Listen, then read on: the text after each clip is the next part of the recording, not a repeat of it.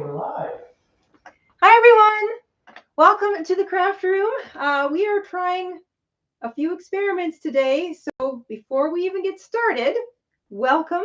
It is January the 27th. It's Friday. It is 1:00 p.m. Eastern.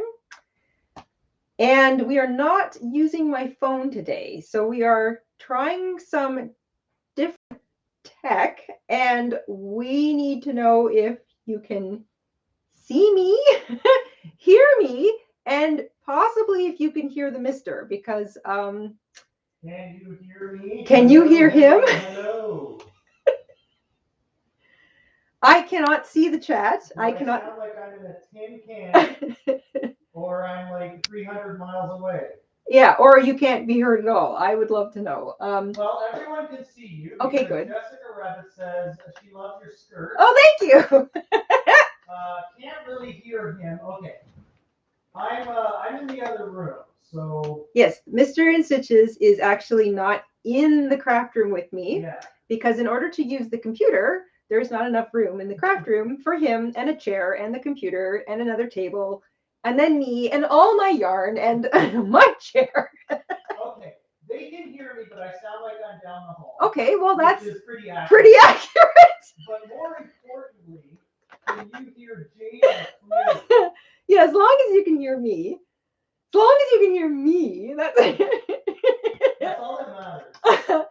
Okay, I'm going to do a quick test on the microphone here. Okay. So I'm going to switch something. Okay.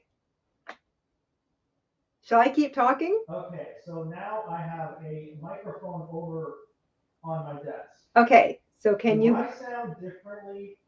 Do I sound louder? Can you also still hear me? I love how we do these. We're using everyone as guinea pigs. We do these experiments live. So now I need to know if you can hear me. Like normally.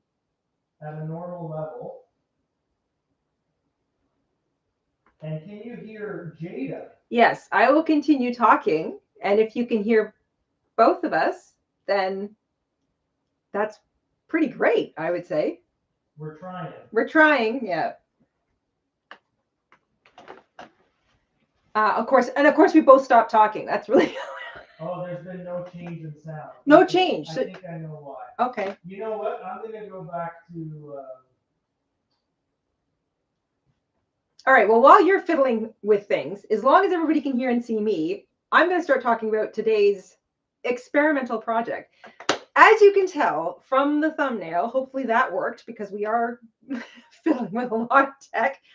I have been trying to figure out kinds of different projects to use all of my granny hexagons for. If you've watched the show before, you know that these come up every so often. I've got a gigantic pile of them. They're all sitting on the chair here next to me. I color piles earlier today. And I keep sort of looking for ideas. I've seen ponchos that look nice. I've seen some sweatery looking things that are kind of cool. But most of them use sort of somewhat smaller hexagons. And then I was on Pinterest a little while ago and I saw this hexagon purse. And I thought, why haven't I made a bag with the hexagons yet? It's really simple. You have a hexagon in the front, you have a hexagon in the back, and then you bend 5 more around it. So if you think about it, let's say this is the opening where your hand would go in, and you have a hexagon bent in half here, here, here, here, and here. So 5 of your 6 sides have a bent hexagon, and then the other half of that sort of attaches to the back. So you can see it on the thumbnail. I thought that was the best sort of representation of how it's going to work. And I'm just going to stitch one together today. We'll see how this goes.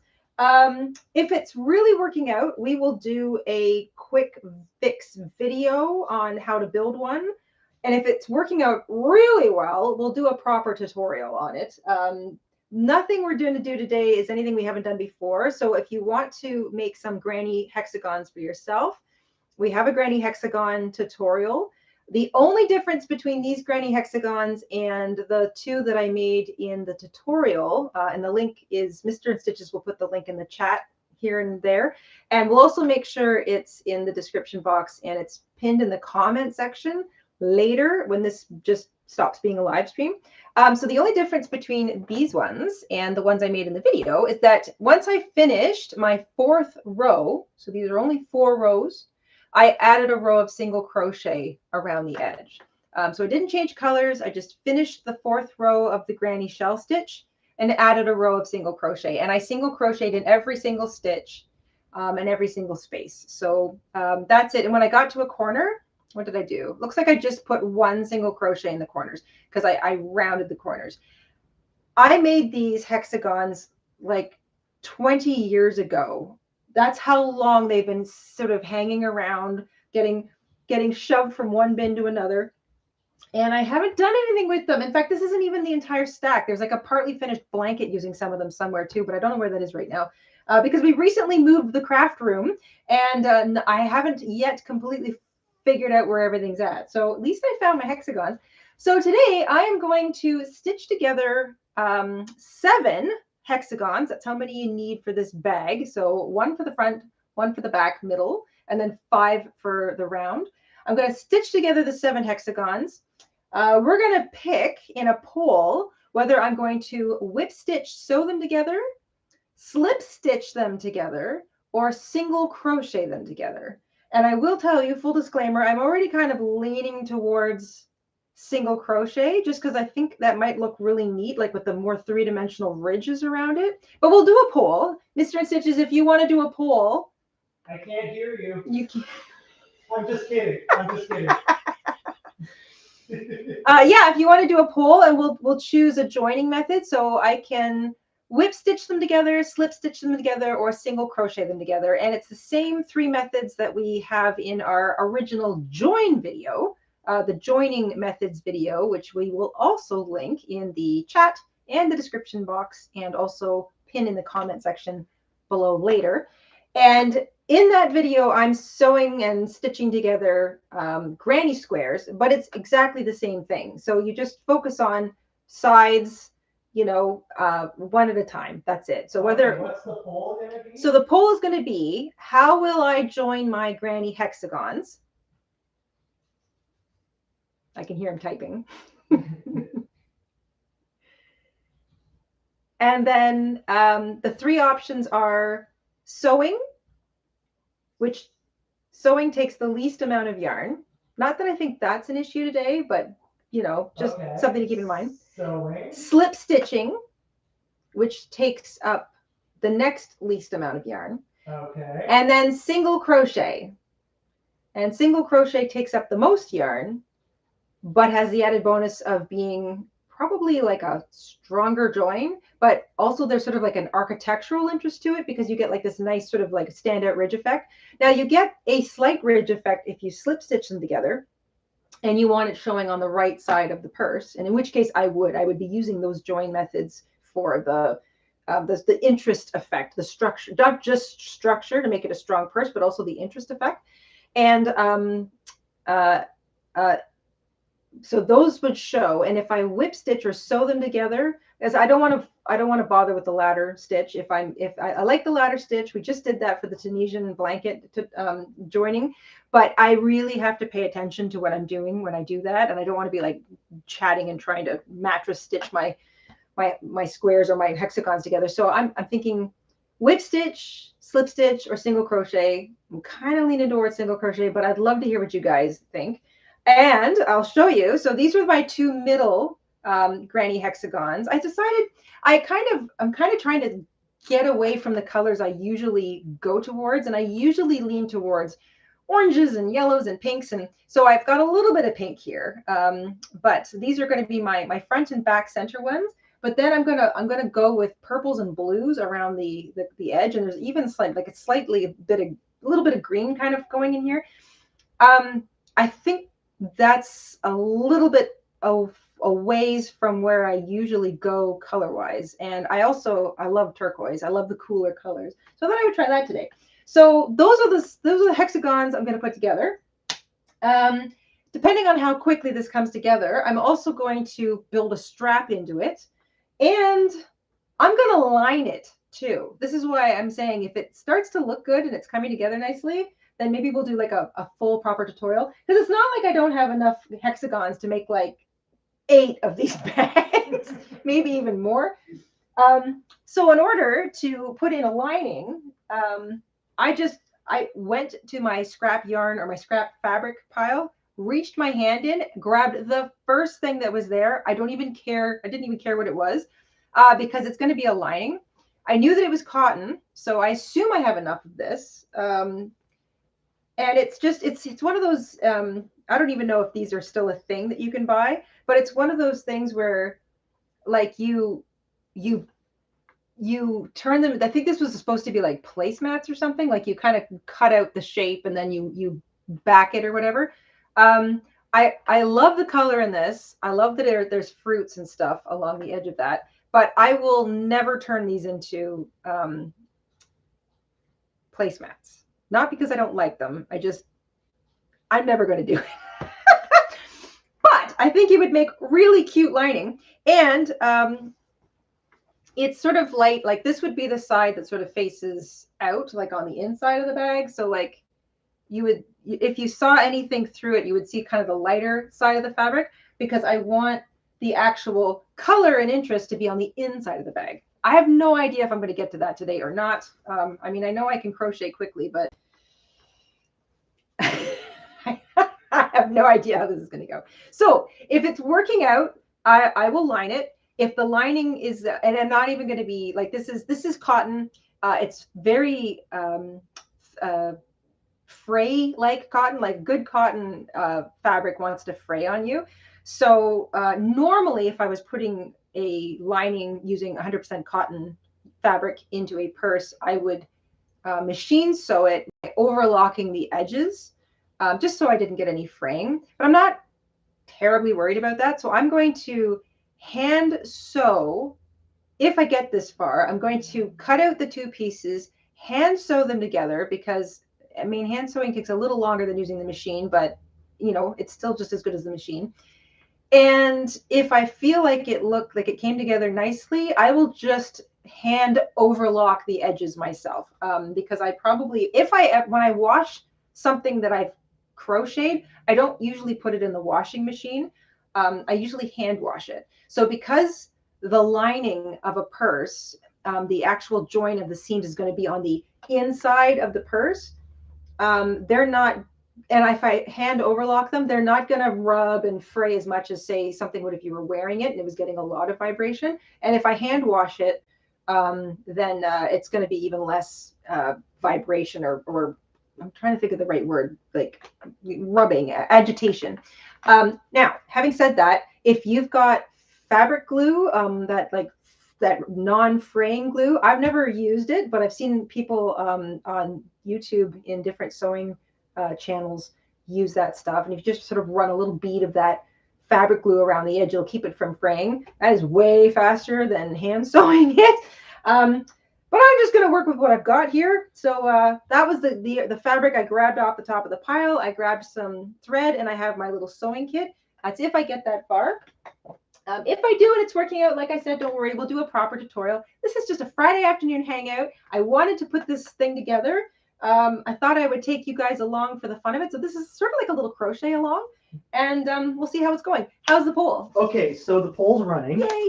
I would like everyone to know that I do have a microphone over there. Okay. But I'm afraid to mess with the settings because I don't want to accidentally cut off the stream. Oh, but do you want to try? And then if it doesn't work, we'll just restart everything. This is the only way we're going to know. I'd rather try another time. Okay. Yeah. All right. So I'm gonna address everyone's super chats and membership milestones over there, like in the chat. Okay. And then we'll figure that out later. Okay, because you can pop in a little later if you've got your Maybe phone we'll handy. Try and catch up with stuff later. And yeah, right so I off just the want bat- everyone to know that I do have a mic. Okay. I tried turning it on. It didn't work. We're not sure. And then I can try somewhere else, but I'm worried it's going to mess up the live stream. I totally understand. Yeah. Okay. So you just do your thing, Okay. and I'll address super chats and memberships from the other room. Okay. And then we'll try to vocalize it again. We'll figure it out. Yeah. This is an experiment. We're experimenting today with some new stuff. Yeah. So. This is what we do. But good news. Mm-hmm. You sound great, and the image is nice and clear and Great. and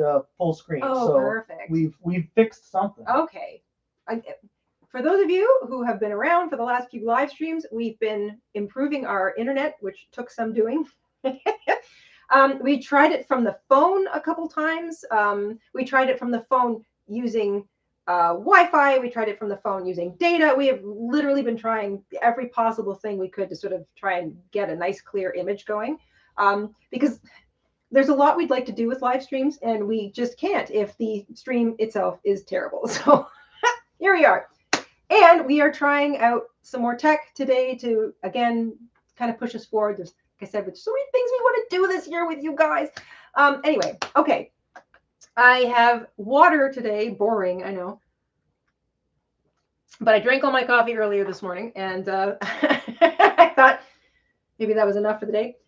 Here we go. I am going to start setting up my, I'm going to explain what I'm doing as I go. So if you want to do this along with me, you know, you can. Otherwise, like I said, if it works out, we'll do a proper tutorial, which is going to be more concise. Our live streams are just sort of us hanging out, chatting, doing things.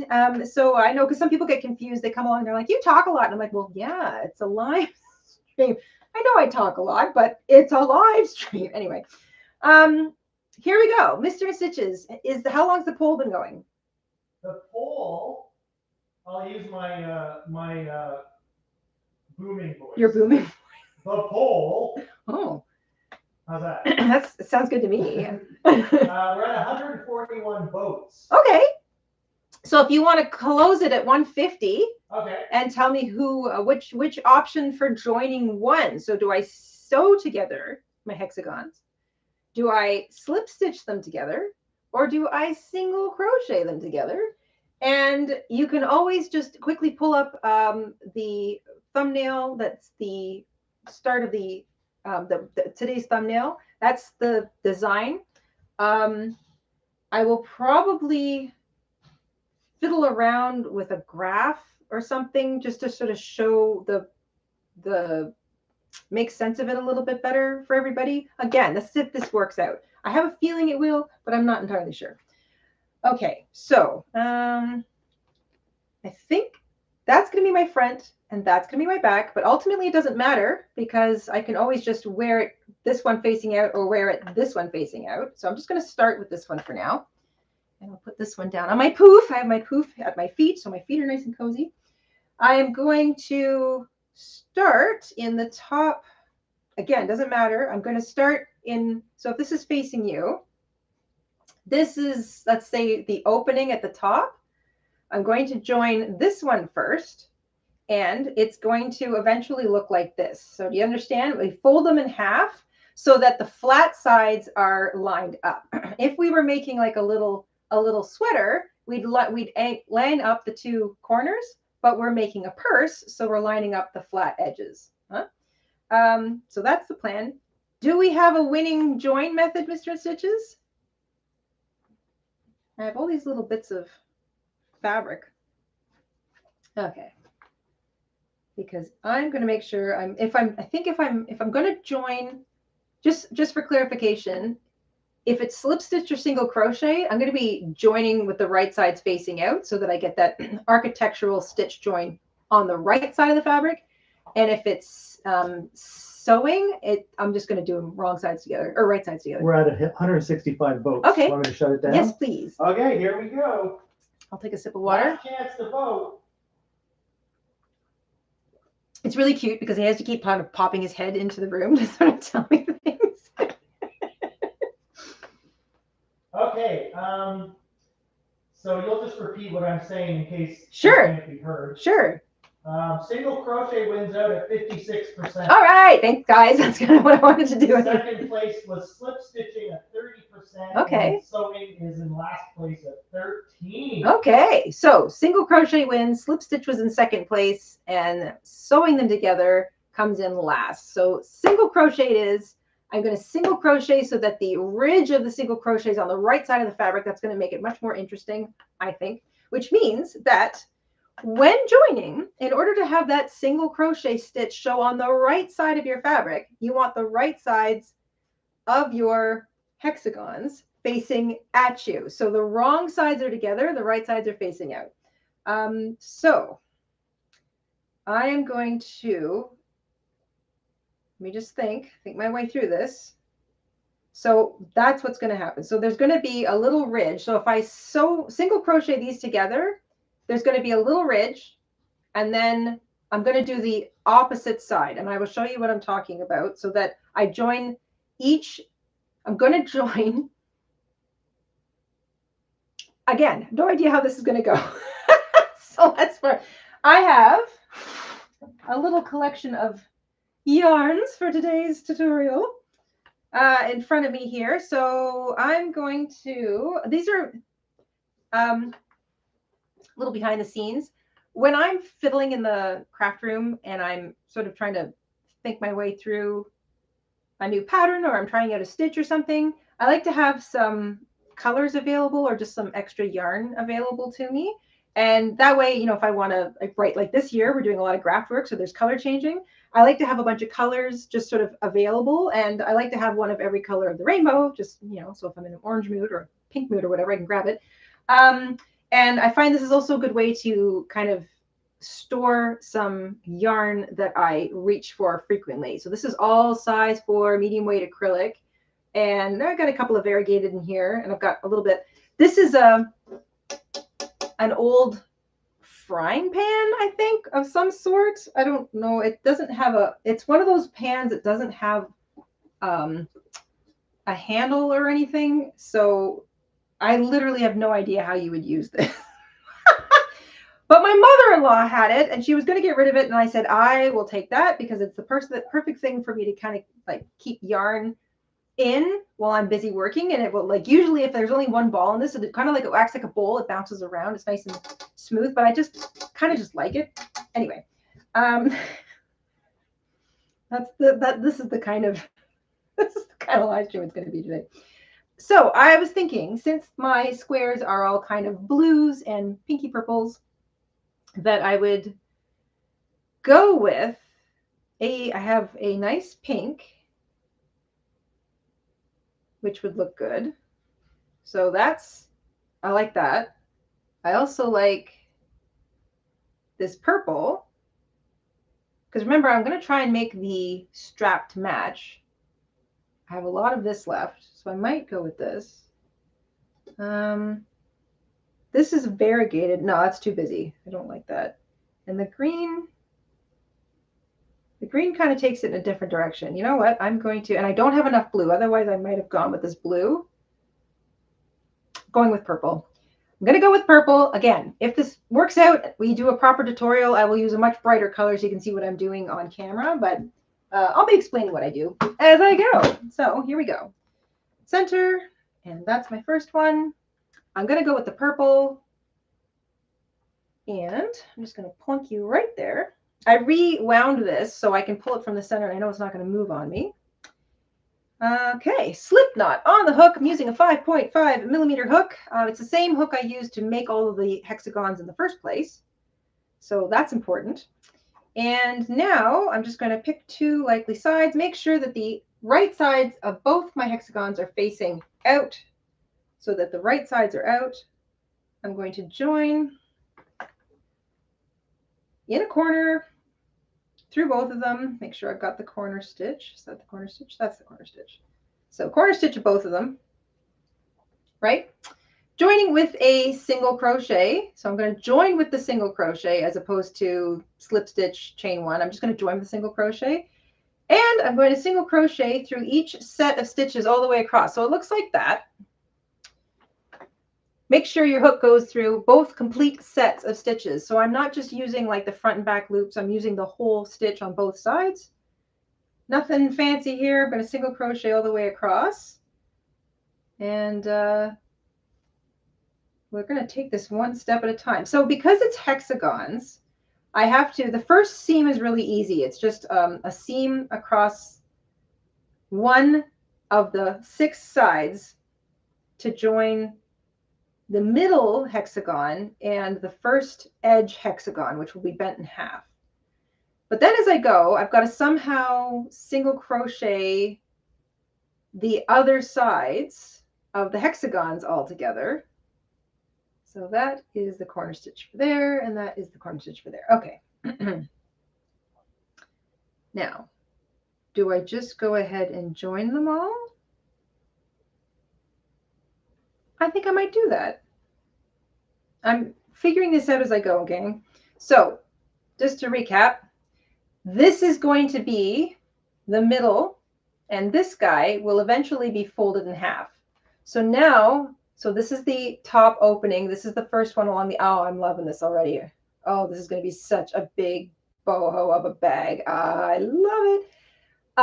Now you can see that there's that ridge happening. So there's going to be kind of an architectural interest to it. I realized that if I keep single crocheting all the way around, I can join all 5 of the hexagons and then worrying about doing the side stitches later. I think that might look nice just to kind of keep that middle part going. So I was going to join the front and the back to the first one, and I'm changing my mind. So yeah. So what I'm going to do is I'm going to grab the next hexagon that's going to go along the side, and I'm going to just continue sort of single crocheting. So I'm just going to pick it right up. So these guys aren't going to be joined yet, but I'm going to just pick this one up, make sure that the right side's facing out. And now I'm going to single crochet that single edge together. Yeah. So that's a corner. That's a corner. Excuse me. I think this is better because then I will have one long uninterrupted hexagon shape in the single crochet going all the way around the outer edge of the central hexagon, which will add sort of to that large focal point right in the center. I like that. I can hear Mr. InStitches tapping away on the keyboard. Okay, so that's another one. Okay, so here's what it's going to look like. Again, how am I going? All right, I'm reversing this. It's okay. It's going to be identical. So now these guys,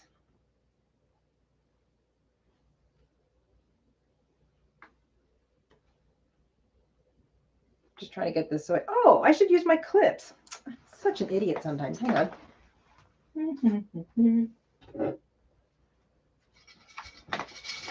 My clips. I can actually clip this together. All right.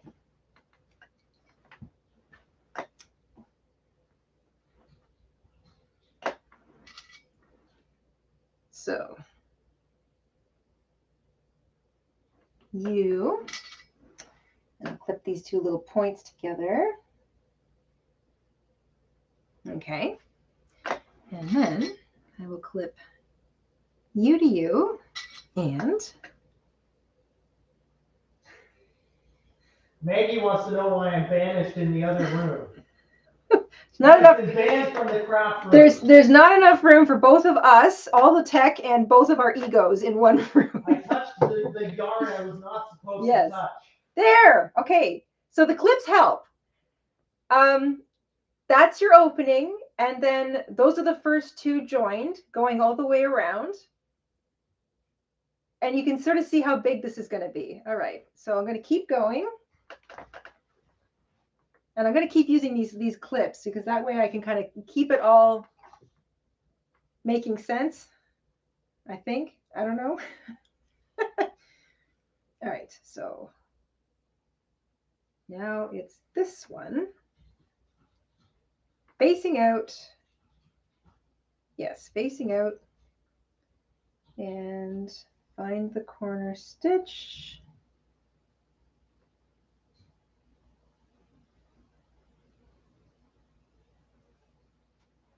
Good thing I have my glasses on. Okay. Like I said, I made these 20 years ago, so some of them I'm going to use that. Maybe double use it. I might double use it. What happens? Kim wants to know if we're still alive. Hi, Kim. Yes, we are. Okay, here we go.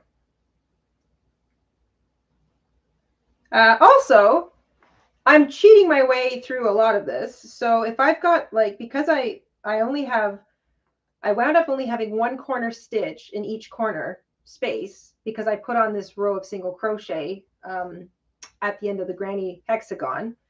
And I only put one single crochet in the corner space.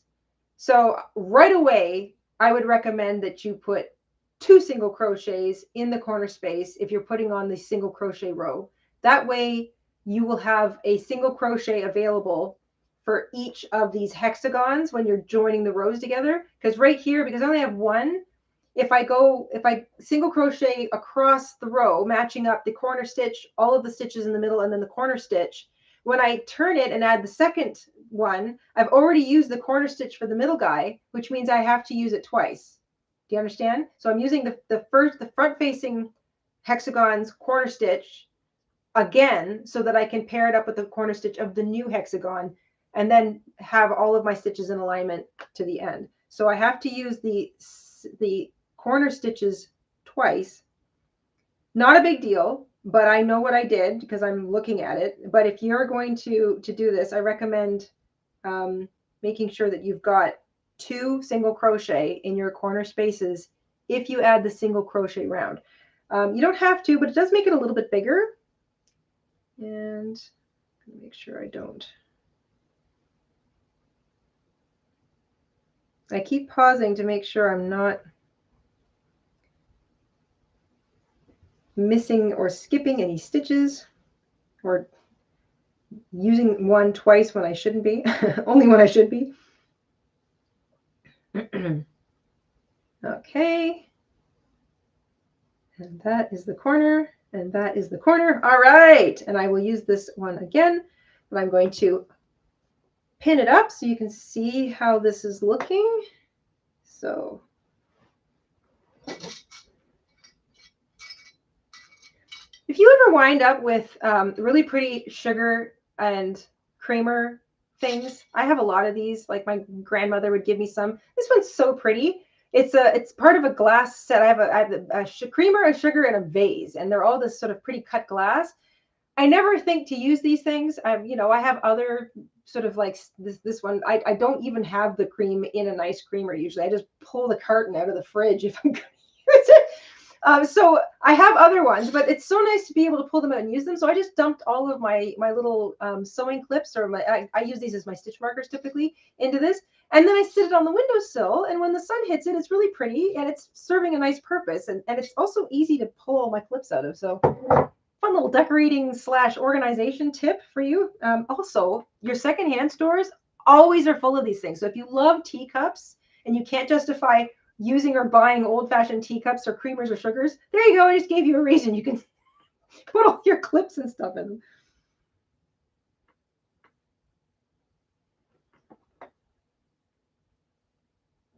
I put on our virtual fireplace, so your little toes are being warmed. Oh, at the same time. I love it. We are really having fun with the new tech. All right, I'm going to clip you to you, and then I'm going to clip you to you. All right, here we go. There we go. So that's the first 3. I've got 2 more to do. Again, this is the opening, and then I've got to somehow figure out how to seam up the edge. It would be really nice if I could do it in one go. I don't think I can. I don't really think that's a big deal. See how it goes. Okay, that was that one.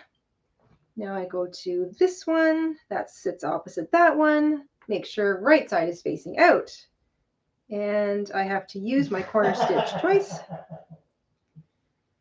Katie says, "Careful, I'll burn your yarn." Then I'll get kicked out of I'll get banned from the craft room. You'll get kicked out of the house if you do that.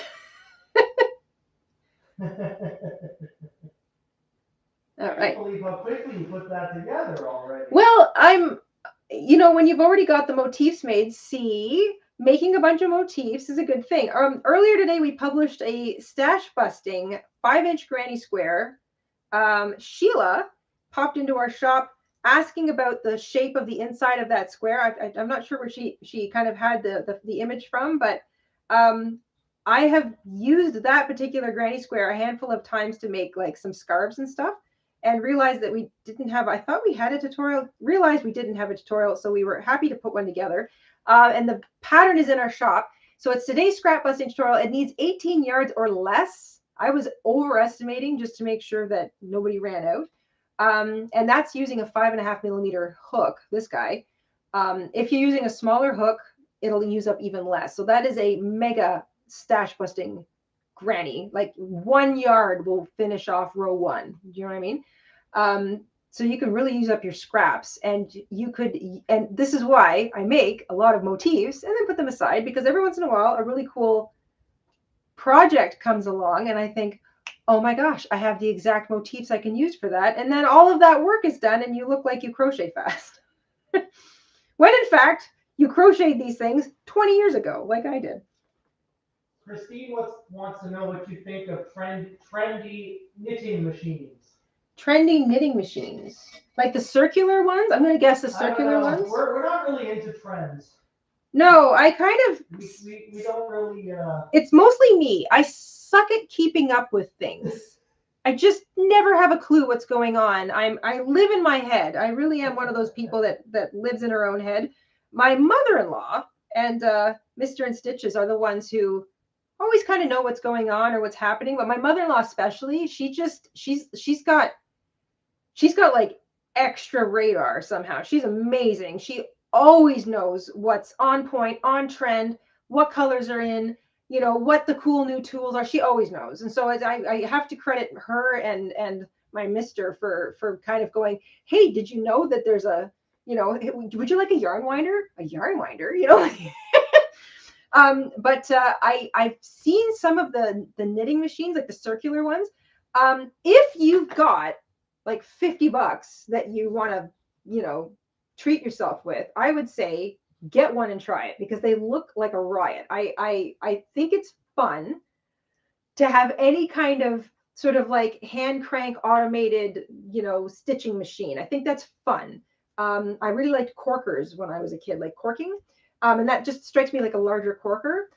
I've seen knitting machines that are straight too, like you can knit straight panels. I would love one of those. But I don't have one, and I don't have one of the new trendy, I guess, like the round knitting machines. Not that I don't want one, would love one. Just haven't dedicated any headspace into doing any investigating. So I don't really know, like I wouldn't know what brands to kind of think about. Like I have to do all that legwork before I would settle on one. And then I'd also probably want to have a couple of projects in mind, because you know, I love gimmicky tools, but I also like that they have a useful purpose. So even if I don't get to making the thing that it's, you know, intended for right away, it's not like it's not useful. So as long as I can, you know, like that's why I'm kind of leaning more towards the knitting machines that you can create the flat panels on. And I'm pretty sure there's a way to make flat panels using the round knitting machines, because you can make flat panels using round looms, but have not looked into them enough. So I know they're out there. I'm intrigued. Haven't got one. Need to do a little more research. If anybody has got them, and I know some of you do, please chat in the comment section or in the live chat area, like what you've got, what you've made on it, what you think, if it's cool, if it's dorky, if it's sitting in the closet gathering dust. You know, if you got it, if you purposely went out and bought it, maybe if you found it at a garage sale, like, you know, like that kind of a find, I'd love to know. I'm just pinning together my other corners here so I can show you how this is coming together. There we go. Okay, I've got one more to do. I'm going to pick it up this way now. So still opening, and I've got one more to add in. This is going to be such a pretty bag. Okay.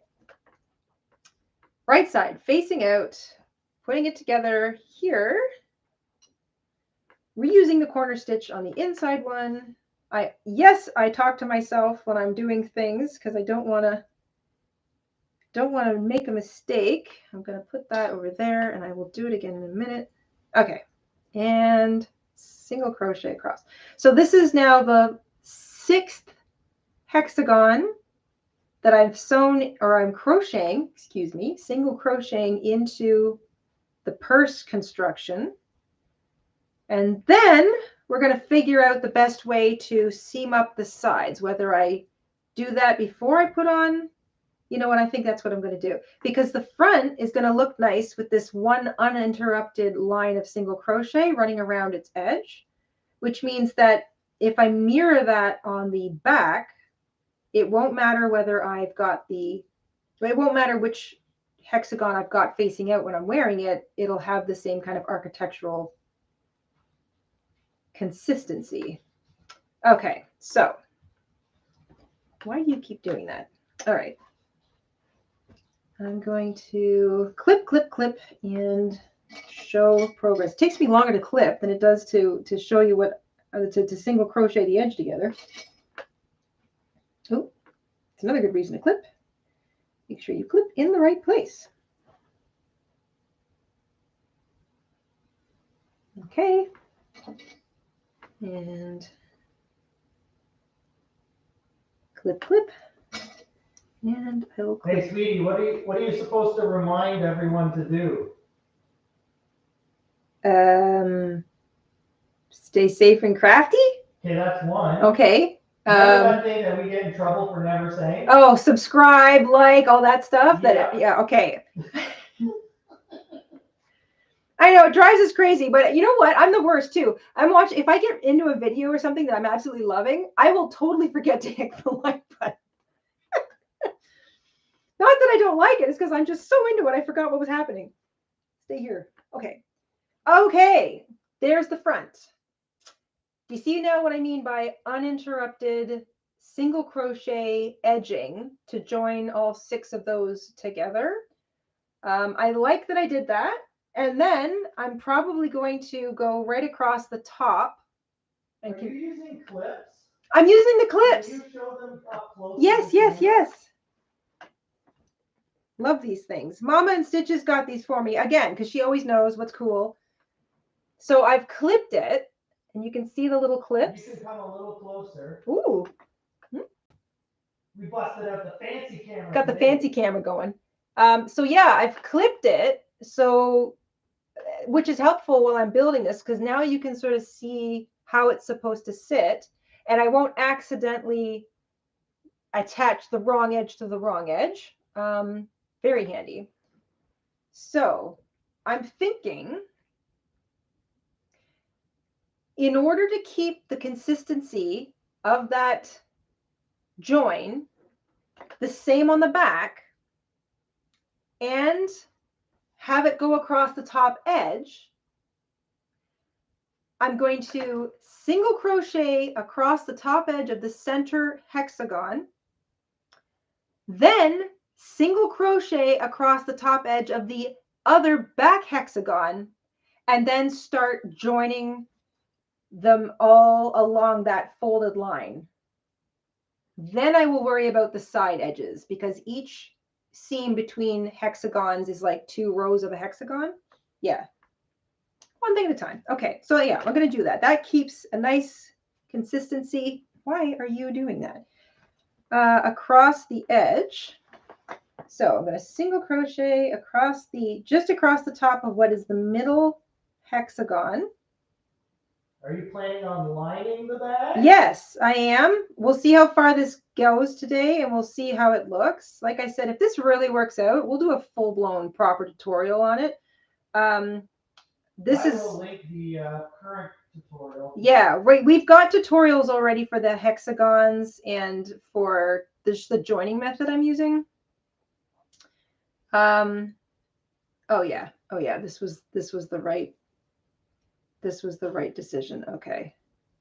It's also kind of fun. Like this is sort of how I operate. Like if I'm going, oh, I want to see if this works out.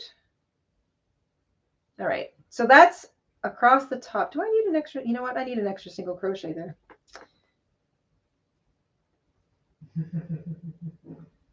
Anna says, like the Doctor Who bag, I'm sure it's bigger on the inside. This is going to be massive on the inside. It looks really big from the screen. It is. It's going to be big. Like, am I allowed back in the craft room yet? Yes, you're allowed back in the craft room. Hello, everybody. I should have never touched Jayda's, what did I call it? I forgot what I said in the chat. You said yarn. I don't know what you said in the chat, but The off limits yarn. The I called it the off limits yarn. Oh, that's so cute. I touched the off limits yarn and I got banned from the craft room. That's why I'm in the other room. That's why you're in the other room. All right, so I single crocheted across the top of the middle hexagon. So now I've got an uninterrupted line of single crochet around the entire center, which I think I like. Now I'm going to grab the back hexagon, make sure that the front or the right side is facing me. So that's right sides are facing out. And now I'm going to single crochet across the top of it. So I'm going to do the whole thing in reverse. I finished single crocheting across the top of the middle hexagon. But to start on the back, I'm going to start by single crocheting across the top. Then I'm going to join all the way around. So here we go. That also means that I won't need some of these clips. I also have to get my yarn to stay on the outside. I am switching to the back. So, general question from Miss Katie. Yes. How do you deal with it when your RA is starting to act up? Well, do you slow down? Do you change? Take a break? So I do a few things. First, I have a mild temper tantrum because I hate it when I can't crochet and I want to. Then after that passes, it depends on the severity of the flare up or the situation I'm in. So other people, if you've, had a recent accident or, maybe you've got carpal tunnel syndrome or there's any number of reasons why our wrists and fingers and joints can be giving us a hard time. Depending on the severity of the situation, I will either not crochet, which is a super bummer. I will slow down, which is always a good idea. I've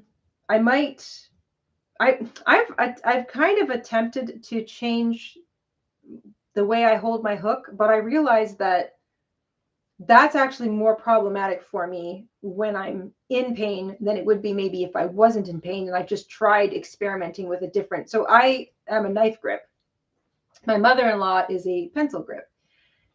If I'm in pain, trying to think my way through actually gripping my hook in a different way will actually only exacerbate my frustration and upset. So if I can't crochet the way I normally do, then I either don't or I slow down. If it depends on where the pain has gone, if it's not like really, if it's really, oh, it's just tendons and it's your fingers and your wrist doesn't want to move at all, okay, then I stop because I don't want to push it because that will make it worse. But sometimes switching to a much bigger hook. So let's say I have like some really big chunky yarn and I have kind of a chunky yarn project going, and I want to grab one of the bigger hooks, which doesn't require as fine a point of grip or it requires much dexterity. I'll switch to that, especially like the super big hooks. I think I've got them up there. They're the ones that are so big that you can actually you don't have to switch you don't have to really move your wrist. It's more like moving your whole arm or upper body. Then, if I'm determined to make something, then maybe I'll switch to that. But I just usually, if I slow down, I can get in a little bit of crochet and that will make me feel better. But if it's really bad, sometimes I won't because I don't want to make anything worse. And that's kind of good advice in general. Like if you're frustrated or you're in pain and, you really want to do something, but it's causing you a lot of trouble or pain, then it's probably a good idea to not do it because you will possibly make your problems worse. Nobody needs that. Okay, this is looking good. All right, I'm just going to do my best to single crochet quickly around all of them. I'm going to take out some of the clips as I go.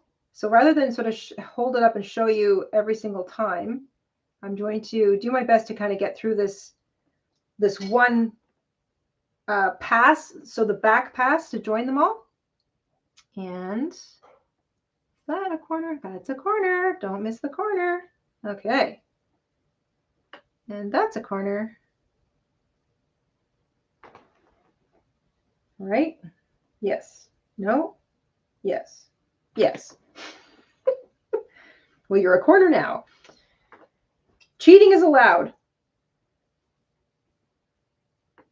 I'm just so glad to finally be doing something with these 20-year-old hexagon motifs. And I am going to line the bag. So we'll see how well this turns out. If I really like the way it came together, then I will definitely line it.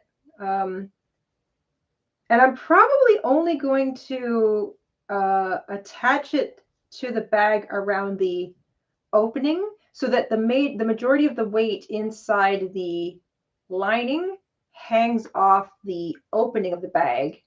But we'll see, because this is going to be a strangely shaped bag.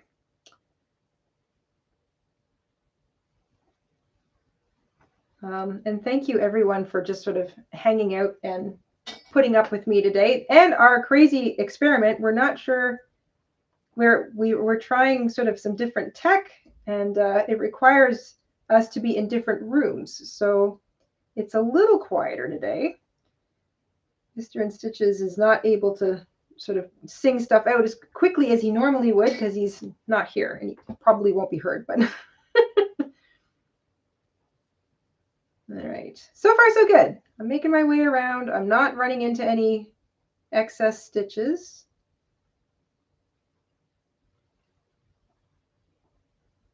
And I think it was a good idea to go with the uninterrupted line of single crochet because it won't break up that center focal point that is kind of important to the design of the bag.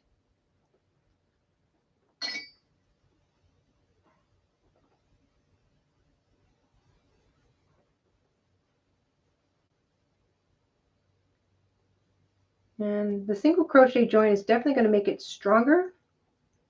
I kind of like that. I think that looks neat. All right, that's another one.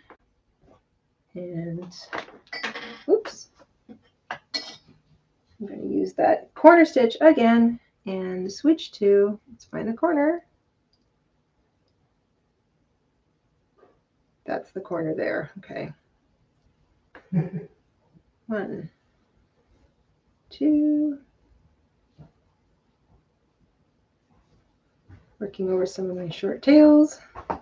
Yes, I am still here. Yes, he's still here. Everyone wants to know if I'm still here. I'm just in the other room, and I don't feel like yelling all afternoon. So I'm doing my best to acknowledge our super chats and our membership milestones I'm using the screen to do it. So oh, okay.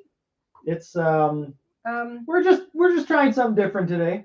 I can't see the screen, everyone. So again, we're sort of experimenting with some of our tech. So and I've been banned from the craft room. And you've been banned from the craft room. We are working things out. Today was a bit of an experiment. So an absolutely gigantic thank you to everybody who is a member and who has joined or super chatted or any of those wonderful things. We really appreciate it. Popped into our shop and bought a pattern. Thank you, because it really helps keep us going here. And a gigantic thank you to everybody who is subscribed to our channel. I know it doesn't sound like a big deal, but when you're actually subscribed, it actually means something. The algorithm recognizes that, subscribers want to actually watch your content. So thank you, everybody. Every once in a while, go like this. Go like this? Over on this side. Over on this side. Go like this. Yeah, like that, and go like this. Oh. Yeah. Oh, is that where you put it? Oh, I don't even know what you're doing. I'm having some fun. So. Yeah, like that. Perfect. I like that. That's cool. Well, if you don't want to watch the crochet, you can just watch the fire, I guess. Yeah, that's kind of nice. The fire. You don't enjoy the crochet. I like that. That's cool. Okay. So that's corner stitch. All right. I'm on the home stretch of the last one. And then, oh, this is going to be so pretty. I've got my new springtime bag. Yay. Okay.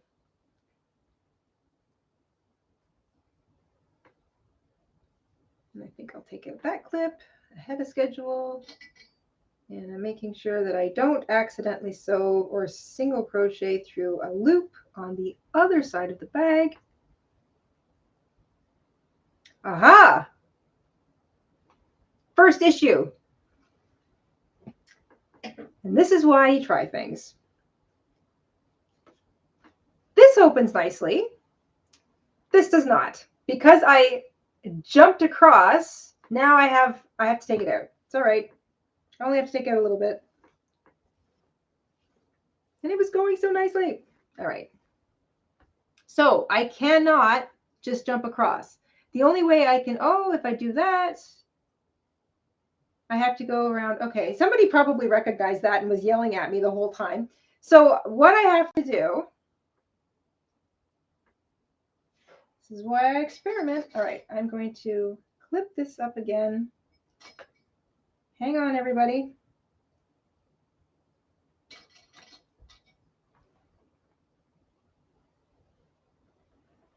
Clip. Was so excited and eager to get that back piece on.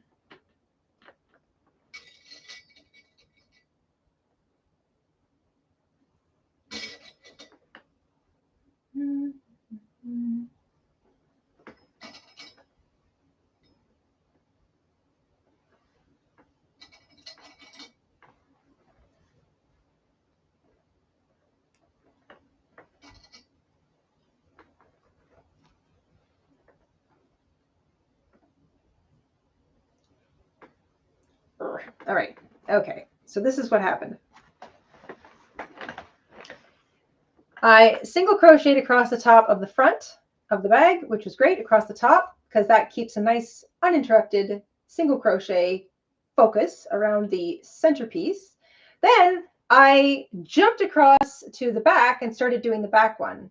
But that means that now the bag isn't open all the way. And one of the nice things about the design of this bag, not my original design, I have no idea who ever would have come up with this originally, but I saw this on Pinterest and I thought, oh, that's so smart. That's a great way to join some of those things together. I've recognized now as I'm trying to put one together that having those extra side pieces opens up the top of the bag. So it's much bigger and much more open up top than I realized originally, which makes me like the bag even more. However, I can't jump across to the back.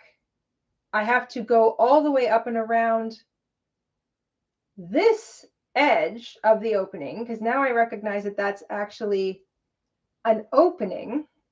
I don't know why I didn't see that before. Wasn't paying close enough attention, I guess. So now I have to bring that single crochet all the way up this side, down the other, and then I can go across the top. So either way, there's going to be, I'm going to have to kind of blend in where my single crocheting is being seen. But I don't think that's the end of the move. Okay, so let me switch over to the front. I'm going to crochet up and over the edge. That explains why that didn't look right. Huh. The things you figure out. Okay.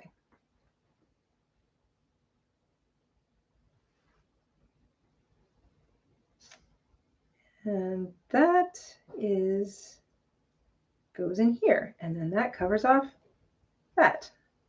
Are you going to be showing how to line the bag? Yes, like I said, I don't know how far we're going to get with this today. So if the actual construction of the hexagons works out nicely and I like it, we will do a proper tutorial, in which case I will show you how I'm going to line the bag. That's enough. Nothing fancy. I think it would look, I'm probably gonna hand sew it just for simplicity's sake, because I know not everybody's into like machine sewing and whatnot. Do I need to put an extra one up there? I think I do. Also, because these are older motifs and I didn't make them especially for this bag project, I'm really having to kind of fiddle my way through it. Maybe a little bit more so than I would if I had specifically made these hexagons for this bag. I'm already realizing, for example, that if I were to do this again, I would very specifically add a row of single crochet as a finishing row to each hexagon with 2 single crochets in each corner space and no spaces. So single crochet in every single stitch and space around, except for the corner spaces, 2 single crochet in the corner space, and that's it. And that would be one more stitch that I would need for the construction of this bag. Otherwise, I'm resorting to having to use the odd one twice. Not that that's a big deal, but it's just, you know, something I have to keep in my brain while I'm working, as opposed to just, you know, it being kind of obvious when you pair everything up. It's not a project game breaker, but okay, now I've got it. Now I've got this figured out. So down to the corner, and I go across to this corner. Good. Here I go. Now it's going to work. I'm going to have the proper opening. I can't believe I didn't see that before. I don't know why I was thinking. I wasn't thinking. That's probably the problem. Okay. Now we're cooking with gas. Here we go. All right. So I'm going to use that one twice, and I will start joining on this side again.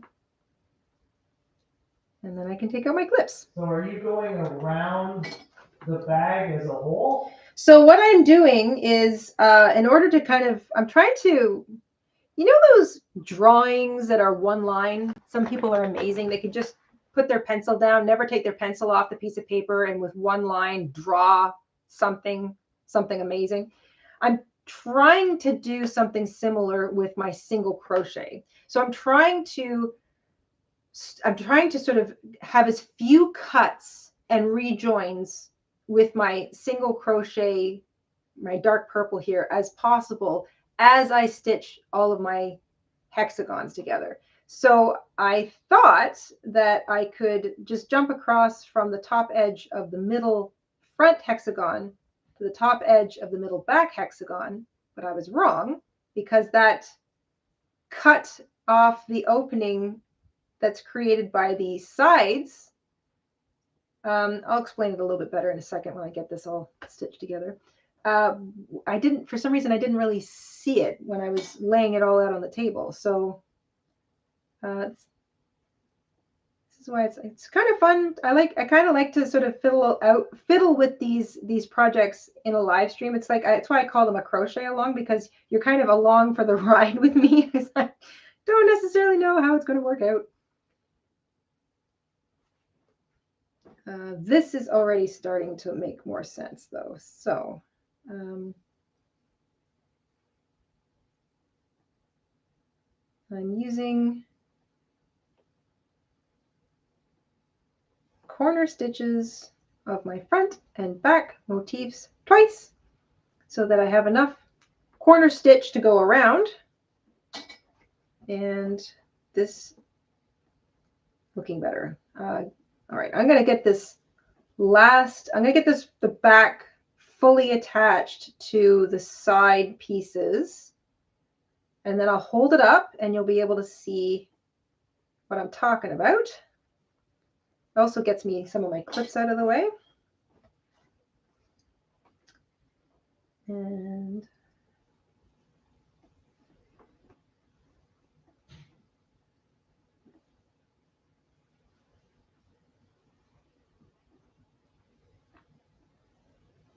Don't forget to keep your hands warm. oh, right. Keep them warm. There you go, a little more. Yeah. Does that mean my water's boiling if I've been... It's probably boiling. The whole thing evaporated.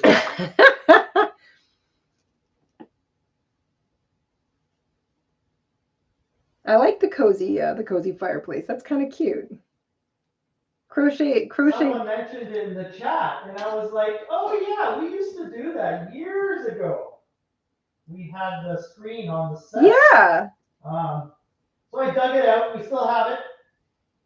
Good memory. I like that. Yeah. Okay. Moving right along.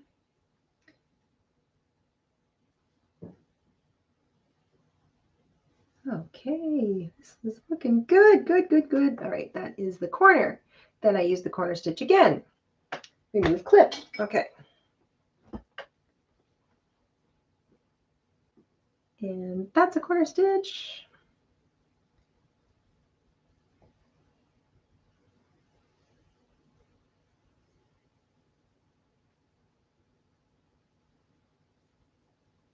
Because I made these motifs so long ago, I'm kind of, I have to almost get reacquainted with them. And I'm sort of finding places where I wove in my tails, and that was the Jayda from 20 years ago. And I'm kind of rolling my eyes at my old self because I'm like, well, that was a lazy way to weave in a tail. You're judging your old self. I'm judging my old self, yes. I'm judging my historic self by my present day standards, which is not fair. Big hello to everyone. Yes. Hi, everybody. Thanks for joining us today. This is a bit of a bit of an experimental live stream, as we mentioned. If you weren't here right at the beginning, we're in 2 different rooms because there's not enough room for all of the tech gear and Mr. InStitches and me and the yarn and 2 chairs. And I wanted to sit in the craft room, so here we are. But we are going to sort of fiddle around with a couple of different things going forward. We're going to try some different microphones. Kim would like to know what your plans are for the handle. Yeah, I'm just going to build a strap. I think I'm going to build a strap as opposed to handles because I think I'd like to wear it. The less I have to hold in my hands, the better. So I'm thinking like crossbody strap. Okay, here we go.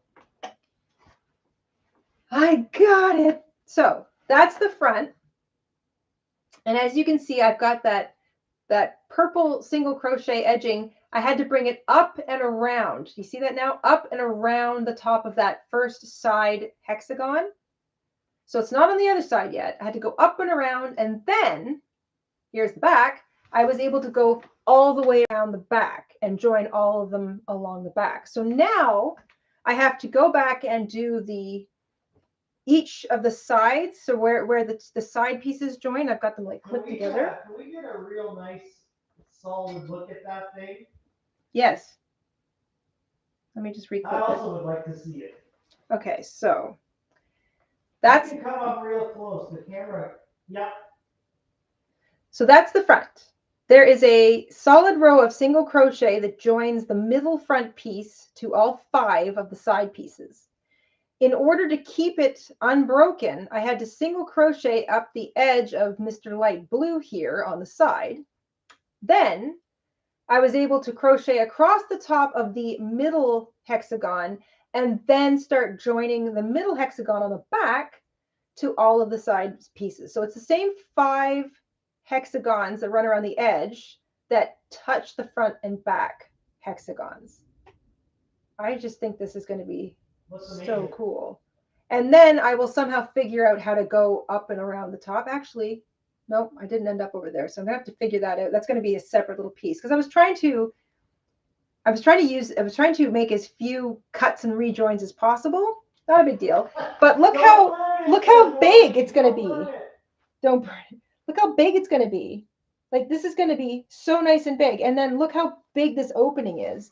So there's a nice big opening into that purse. Yeah, that fills your whole side. This is going to be so Do nice. that again. Can we see that again? Yeah, it is big. It's big. Mm-hmm. Yeah. So crossbody strap for sure.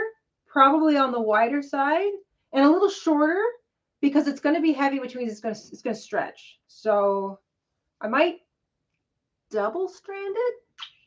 Not sure. Still working on it. But I will definitely be joining the strap up on the top corners.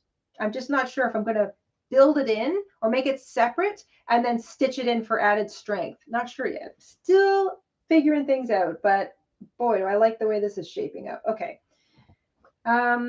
There's nowhere for me to crochet from this point, so I'm going to fasten off. Practically matches your skirt, says everyone. It looks like the same patchwork. I was trying to get into the colored heads, the color head space of these. Remember I said earlier that I was trying to kind of use color that I don't normally. So this skirt I made is all blues and reds, and I don't normally pair those two things together, but I like how it was turning out. So, okay, I'm going to fasten off.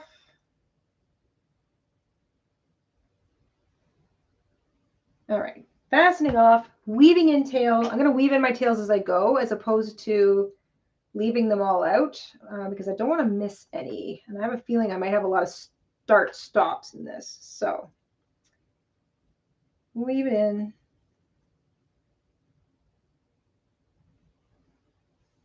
Ooh. I love these wool needles with the big eyes. We just did a post about these on Friday because so many people were asking. Up to this camera, I can handle it. I love it. Can you see that? Yeah. Boom. Big eye on that thing. Yarn needles, wool needles, love them, but they, so they're a lot easier to get the yarn through for those of us whose eyesight is starting to go, but they don't always stay in there. So you kind of have to fiddle with them a little bit to keep the yarn in while you're weaving things in. There we go. I've got 2 sets of these yarn needles. Both of my sets are by H.A. Kidd. One of the H.A. Kidd sets is under the Love Knitting label, which is available in Walmart. That's where I found it. The other is just plain old H.A. Kidd. We also have some Amazon affiliate links that are in that post from Friday, where we found they've got Knitter's Pride makes a nice set of aluminum wool needles, and so does Pony. Pony makes a set too. They're all good. They're all aluminum. The Pony ones are really pretty though, because they're all different colors. I kind of like that. So we've got those, and we'll make sure those links are in the description box after this is a complete live stream. All right, I wove in that tail. So here we go. This is shaping up. That's going to be the front. This is going to be the back. And now I just have to get all of these edges around the centers, like around the side joint. So that's basically just going, if I hold it sideways now, you can see that's one edge, like one side and one side. So that's 2 sides of the original hexagon. And I have to kind of go across that. And I have to do that for every single, there's 4 of them. There'll be 4 seams in between the 5 hexagons. And I have Crocus would like to know if you're going to give everyone the pattern for your skirt. Oh, it's sewn. I don't know how many of you are sewers. I can explain what I did. It's like so basic. If you're a sewer, excuse me. That's really rude if you're not. It's a good kind of skirt to start on if you've never sewn before, because you can make a lot of mistakes and they won't show. It's a patchwork skirt. So, and it's really, really big. I have a lot here. I've got 1, 2, 3, 4, 5 rows. Each row is bigger by 1.5 times the row previous. Now you can do this 2 ways. You can make a really take your waist measurement. This is probably the easiest way to do it. Take your waist measurement and multiply that by 1.5 if you're using a nice thin cotton yarn. So let's say your waist measurement is 40 inches, then 1.5 would be 60 inches. So you cut a piece of fabric 60 inches long. Start with like 8 or 10 inches deep. That's if you want to use 1 piece of fabric. If you've got a bunch of fabric scraps you're using up, then you just sew together a whole bunch of pieces of fabric until that are like 8 to 10 inches deep, until you've got a piece that's like 60 inches long, or your waist times 1.5, that measurement. That becomes row number 1. Then you just keep doing it. So the next row, and you can make your rows as deep or as like really, really deep or not so deep. you just keep going 1.5 times. So 1.5 times 60 would be, where are we at? 90 inches. So the next row would be 90 inches long. And then the row after that would be 1.5 times 90, which would be, how's my math? 135-ish inches, and so on and so on and so on. So then it gets pretty long towards the end. And what you're doing is that you're gathering up the top edge to match with the bottom edge of the previous row. And then you just sew it together. If you've got a serger, even better. I think I serged this together. Yeah, I serged this together. So this is all serged together. And then you just hem the bottom, and you can do an elastic waist at the top. So you just fold over the top edge, sew all the way around, feed it an elastic. And spin around? I don't know if I can spin. There's not enough room. So complete. This is so humongous. Curtsy. Same thing on the back.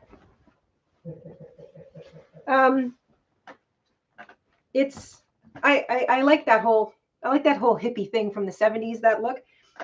Anyway, yeah, I just made this up as I went. It's a typical tiered skirt construction. So if you are on Pinterest, look up tiered skirt construction, and you'll see a dozen different diagrams of just how it looks, the layout. So you'll basically see like a rectangle with a measurement, and then another rectangle with a measurement, and then another rectangle, and then another rectangle. And that's how the pieces all look. And like I said, if you patchwork it, like I did with this one, you can make a billion mistakes and it won't matter because it won't really show. It'll just kind of add to the overall patchwork effect of the skirt. And what ends up happening is that you just kind of get like this princess cake tiered look going. Pretty simple skirt to start with. And it's a fun one to make if you've got a lot of fabric scratch, especially when fabric scraps that kind of like all color coordinate-ish. But having said that, I've seen skirts in this style that are made out of every scrap going, so there is no color coordination, and they look just as cool. If you like that, you know, hippie boho kind of look, which I do. Okay, so back to what I was doing. I am now going to single crochet join the edges between my hexagons along the outside edge. So I'm on the right side, and I'm going to join with a single crochet. So same joining, nothing changes here. I'm going to weave in my tail as I go. And I'm going to have 4 separate rows, and then I'll have to make sure that I haven't missed anything anywhere, except, oh, I got to remember I got to go up and over that second side on the opening too. So that'll be the last thing I do.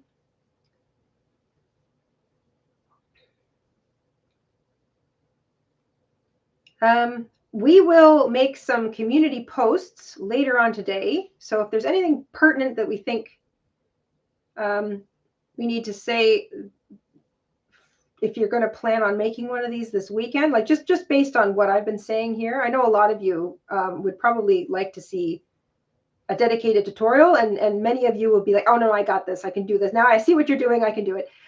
If we think there's anything pertinent, we'll kind of create a little community post for everybody, so you can just sort of refer back to it if you want to give one of these a go this weekend. And like I said, judging based on how this works out, I might just do a full-blown tutorial on it, because I'm thinking I might like, I mean, look at all of these colors. So these ones are kind of similar, but they're more in pinks.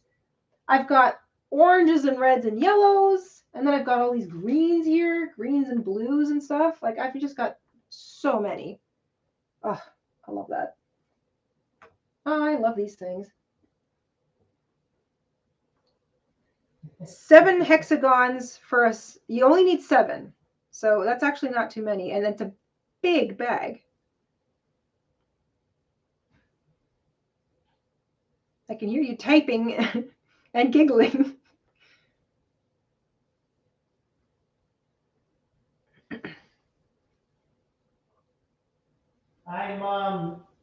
I'm trying to keep up with the chat best I can. Big thank you to everyone who is joined us. We're getting some super chats, we're getting some super stickers, and membership milestones are coming in. And we'll try and catch up with all of those on stream here maybe at the end?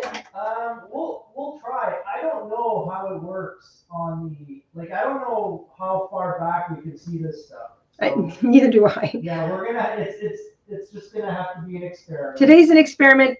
Thank you everyone who's done that. I really appreciate it. Even if I can't see it, I do get a chance to go back afterwards and see it. So thank you. I know we can see the super chats and super stickers after, but I don't know if we can see the membership milestones afterwards. So yes, I'm gonna have to see about that. Okay.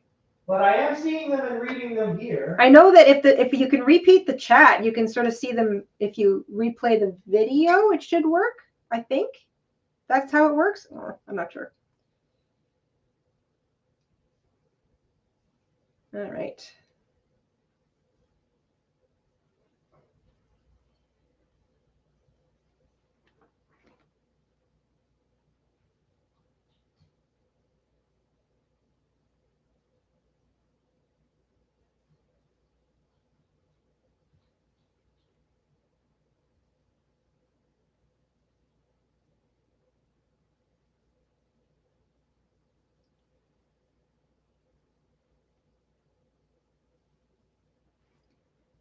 Yes. So I think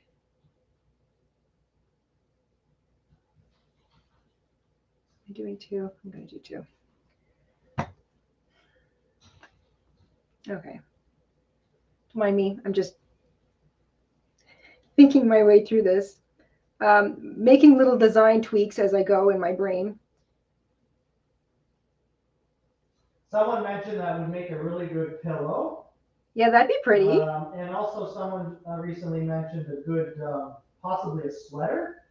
Yeah, so I think you could totally build these into a sweater. I've seen ponchos constructed using hexagons, like granny hexagons, and they look really cool.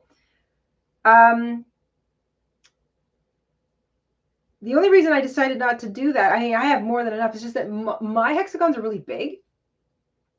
And I feel like if I was going to, because a hexagon is like, this is a 4-row hexagon. A 4-row granny square. Where are my grannies from this morning? Hang on a second.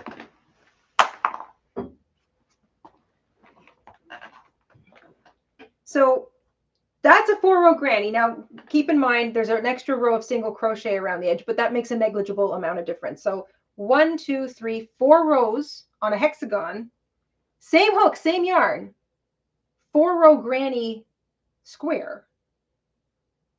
Whoa. Yeah. That's crazy different. So the point I'm making is these are so big, I didn't feel like I could make myself a sweater that I would like the fit of. I would use smaller hexagons, I think, for a poncho or sweater construction for me. And I usually have to make me something first before I can figure out a way to explain it to everybody else.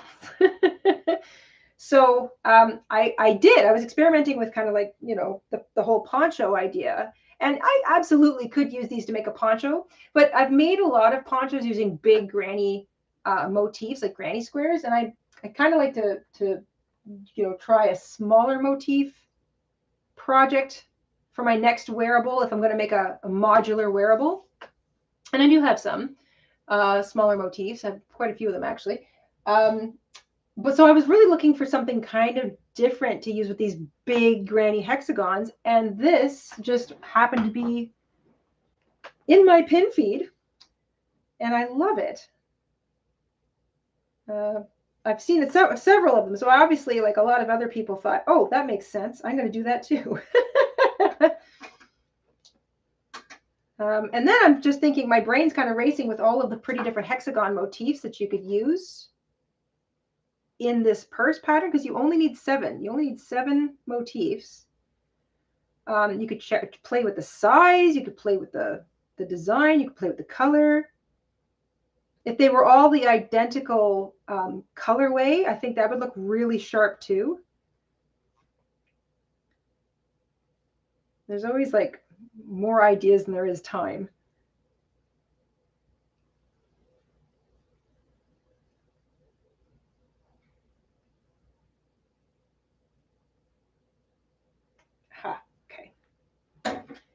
All right, so that's 2. Where am I at? All right. So you see, now this hasn't been blocked or anything, but we've got this fun edging working its way around the bag where we're joining. And I'm always working in the same direction. So some of these are going to point down, and then on the other side, they're going to point up, which I think looks kind of neat. Looking good. It's going to be a sturdy bag. Definitely want to line it though. It's this big. If I'm going to put stuff in it, I definitely want a lining. And we're going to see what that looks like on the inside. I think it'll be fine. This is such a smorgasbord of color to begin with. I don't think a crazy colored lining is going to make much of a difference.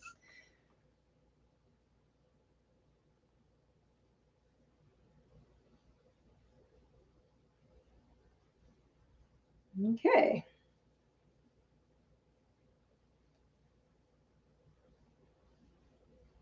Oh, I just love that turquoise. Oh, I'm always on the hunt for a really pretty turquoise yarn. I feel like a nice turquoise yarn is hard to find. Like I've got a couple behind me. That's more of a baby. These are kind of baby blues.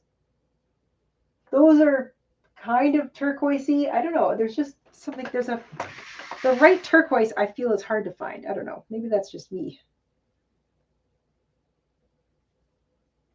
I think I like turquoise is a bit more green. Aqua is a bit more blue. Am I right? I don't know. Does that make sense? I think that's how I would define them. So I guess I'm always trying to find a turquoise that has the right amount of green in it.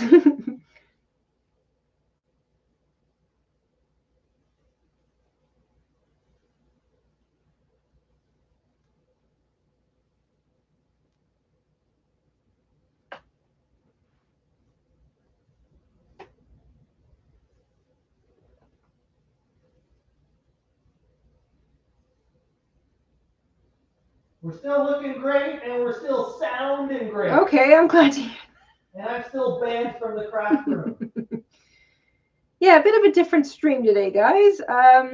Mr. is using different tech than we did the last time. So this isn't on our phone. We're trying to find our groove, I guess, the right equipment and we've got all these ideas we want to try this year. So we're going to use a bunch of live streams over the next few weeks, I would imagine, to experiment with some of this tech and maybe fiddling around. We would love to be in the same room because that makes things a little easier. Speak for yourself. Oh, I see. That's the way it's going to be, is it? Okay. All right. I'm kind of liking this being at the other side of the house. Guess you're going to like making dinner for yourself tonight, too. Touche.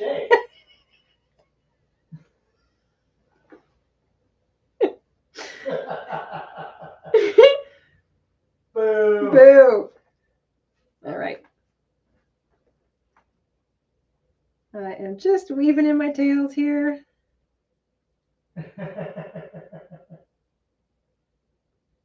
Okay. So that's 3 hexagon motifs joined together.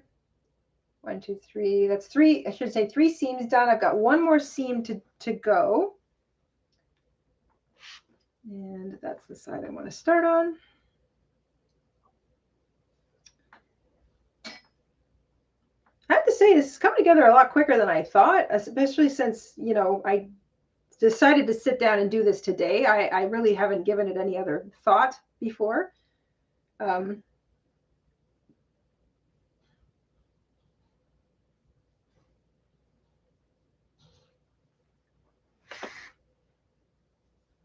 kind of figuring this out as we go, but I like it. I like it so far.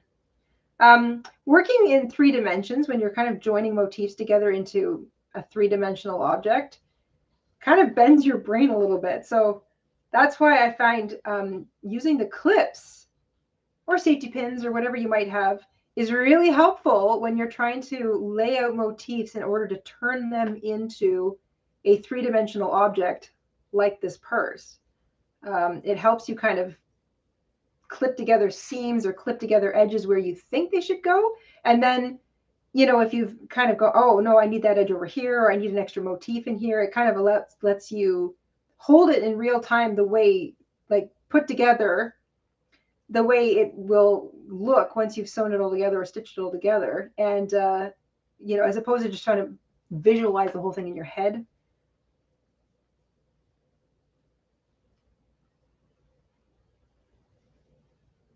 You're using single crochet, right? Was Yes. that the chosen pole? Yeah. Yeah, so I'm single crocheting all my edges together, which I have to say is kind of what I wanted to do to start. That was kind of I kind of thought that's sort of the direction I wanted to go with. But I still thought I would, you know, we'd put it to a poll, because I thought, well, if anybody else has made one of these, or, you know, wants to, maybe thinks that would be too bulky or whatever. I don't know. You never know what people have in their brains. So I thought, I haven't made one of these before. Can we see another close-up of the bag and the clips? Yes. Oh, the clips are done. Can you show the clips? Yep. Hang on. And make my dinner? Nah, I see what you did there. You do want to stay on screen, right? Oh. Oh. How's that? How's that for some defense? Now we're into a fight. Okay, so here we go. That's the front. All of the seams are now done. So the seams are all single crocheted together, and they've got like this nice ridge effect happening. So that's it. That's the front. That's the back. I still have to single crochet up and around this other side so that it matches this side. So I'm just going to do that. And these are my little clips. They are actually sewing clips. These are so cute. Mama InStitches found these for me. I think we have an Amazon affiliate link for these too. We do. I'll include those in the description box later. What did you mention as the affiliate links? The clips? The clips and the wool needles.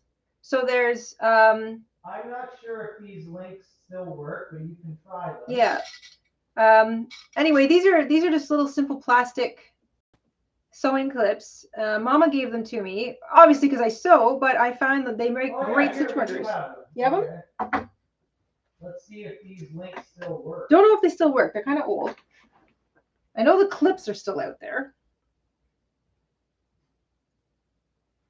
All right, so now I'm going to just. We had wool needle too, didn't we? Yes, and the wool needle affiliate links are actually in that video that we did on them. It was a year ago already. Wool needles. There we go. We have two kinds here. Yeah, there's Knitter's Pride and Pony.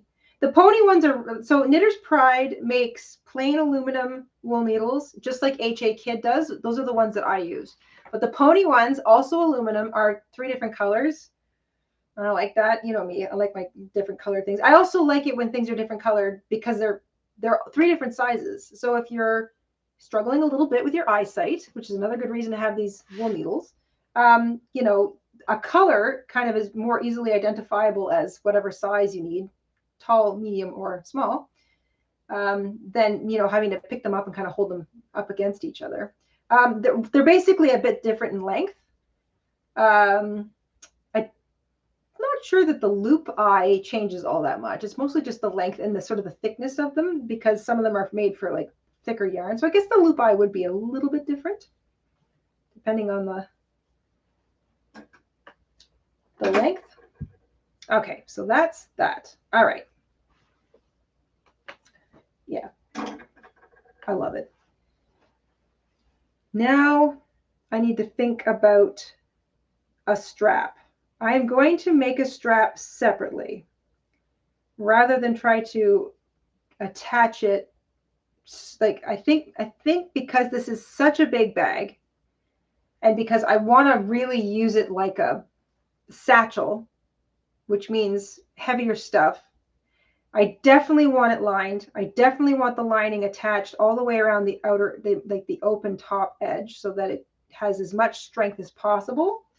And I think that means that I want the strap ends to be anchored on the inside of the top edge of both sides underneath the lining. So it's going to be a sandwich. It'll be bag, strap, lining. And that will help give the straps even more strength, so that when I've got it crossbody over my body, the strap won't pull too much. Have to give some thought to the strap. Definitely going to jump right to the lining though, because I think I can kind of work my way through that while I'm thinking about the straps. So this is what I'm going to do for the lining. Oh my gosh. I am so excited by the way this looks.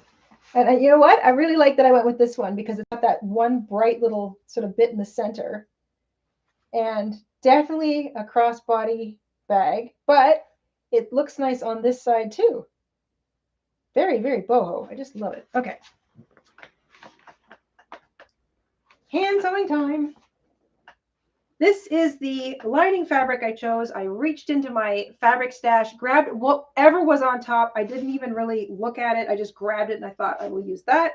It's some kind of a make your own placemats thing. I will not be making my own placemats with this.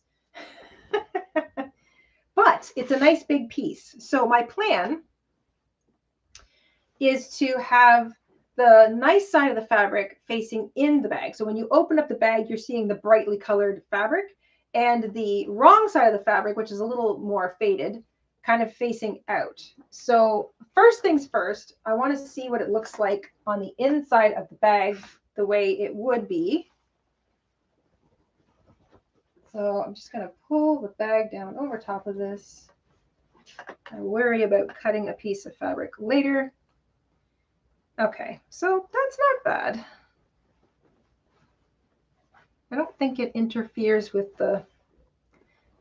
So don't look at what's popping out the top. Just look at how it looks through. So look at the center hexagon. Don't look at the fabric sticking at the top. Look at the center hexagon and sort of the edges. And I don't think that that causes a visual distraction. Not that I can tell. I think the wrong side of the fabric is plain enough that it doesn't show through. And any little thing that does isn't that big of a deal, she said, thinking. If you want to be sure, use a plain colored piece of fabric. But, what's going on in here? Hey, you. Sounds like a party in this room. There's a party happening in here. Oh my goodness. Everyone's in this room. I'm all by myself over there. What's going on? Yeah, I think that's fine. I think that's fine. So I don't think like the color of the fabric and the print doesn't really show through too much. So I think this is fine. Okay, here's my plan. I'm going to fold this in half. Now, if you're doing this, I would recommend, you know what, I'm going to fold it the other way because I haven't got my ironing board out, so I'm not going to be... all I'm going to do is basically lay my finished purse on top of the fabric and cut around the purse, leaving about an inch of selvage or extra fabric all the way around. And I'm not sure how I'm going to do the top yet. If I fold that down,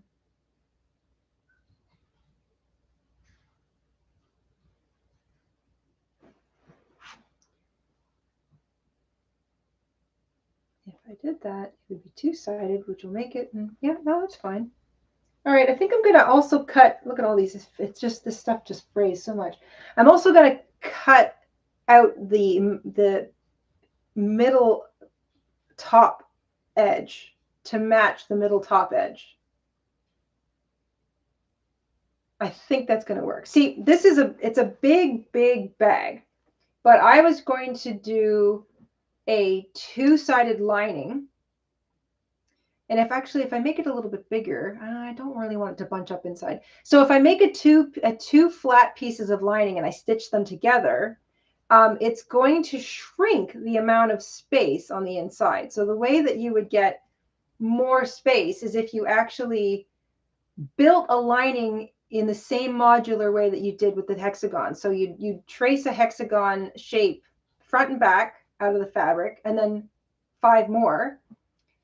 Build the inside out of the fabric exactly the same way, then attach it. And then that would give you the full size of to match the inside. Do you remember what type of yarn you used? Like, are those acrylic? Yep, 100% acrylic, size 4 medium. This is 20-year-old motifs and yarn, so I'm going back, but based on what I know I could get at the time, this is almost likely exclusively Bernat grand value,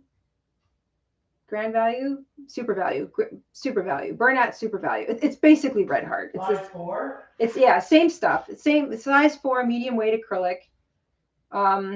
Because that's largely what I could get 20 years ago. Cheap and cheerful yarn. Sure is holding up nicely for a 20-year-old yarn, I gotta say. And that's all. Probably was all Bernat. Maybe a little bit of patents. It's all made in the same factory in Listowel. But yeah, so that would all be, it's just acrylic. Now, it's a purse. So you could make it out of cotton. You could make it out of blends. You could make it out of wool blends. Pretty much anything you want. I wouldn't use super expensive yarn unless you have a lot of super expensive yarn you don't mind using.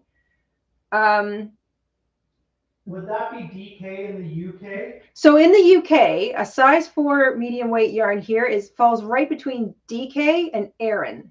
So DK is like a size 3 here. Aran is like a size 5. So size 4 is right in between. I find like, have I got any DK? This is kind of DK. So this is Patton's Astra. This is an acrylic. This is older yarn. It doesn't even have the weight category on it. Machine washable and dryable. Do not bleach or press. That is always good advice. So this one's calling for, the knitting gauge is 10 centimeters. Okay, 24 stitches on a 3 1/4 millimeter knitting needle. So that's pretty small. Gets you about 4 inches. So this is a DK weight. Very, very thin. I will compare it against. So this is a size 4. I'm going to run them both over my finger, and I'm going to hold them up as best I can here. You come right up to the camera. I know, I got to hold these and make it not wiggle. Hang on. No wiggling. All right, so the orange is a size 3. The green is a size 4. They're very close, but the orange is just thinner enough that it will be discernible if you mix them both together. Yeah, you can see that. Yeah. By like a millimeter. Yeah, so that's a 4. That's a 3. Now I have probably a 5 somewhere.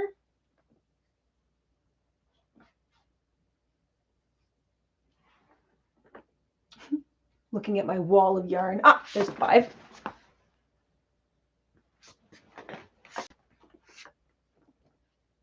So that's a 5. That's a 4. I will hold these over my finger. So that's the 4. The dark green is the 5, or an Aran weight, what I would consider an Aran weight. And you can see that, again, kind of a very slight difference, but it's enough that if you mix these two together, you will see it in thicker stitches on the size 5, the darker green, than you would the lighter green. So that's the difference. Yeah. lost its center. I'll put that back in later. Okay, where was I? All right, so I was going to, for simplicity's sake, just cut 2 shapes of the purse out and then stitch them together. But I'm thinking about it now, and I kind of really like all of the space that's in this bag. Like, I really like how big it is. And if I put 2 pieces together, I'm going to lose all of this nice big spacing through here. So technically, I kind of have to. You almost need to do each hexagon individually if you want to keep the space. Yeah, I need to recreate the same bag shape using 7 hexagons out of the fabric. So Ooh.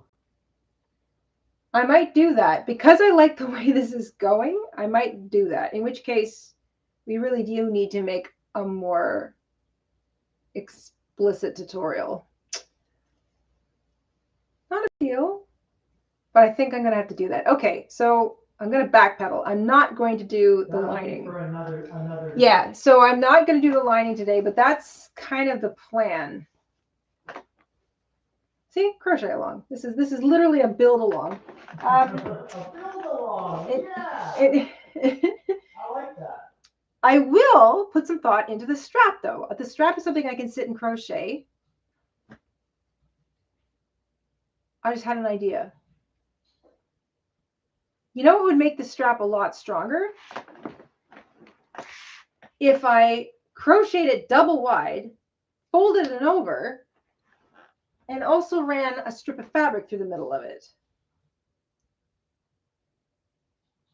I think I'm going to do that too. All right. Brain is getting ahead of myself. I'm going to go with purple for the strap so that it matches the join that I did. And I think I'm going to do single crochet. I'm going to go,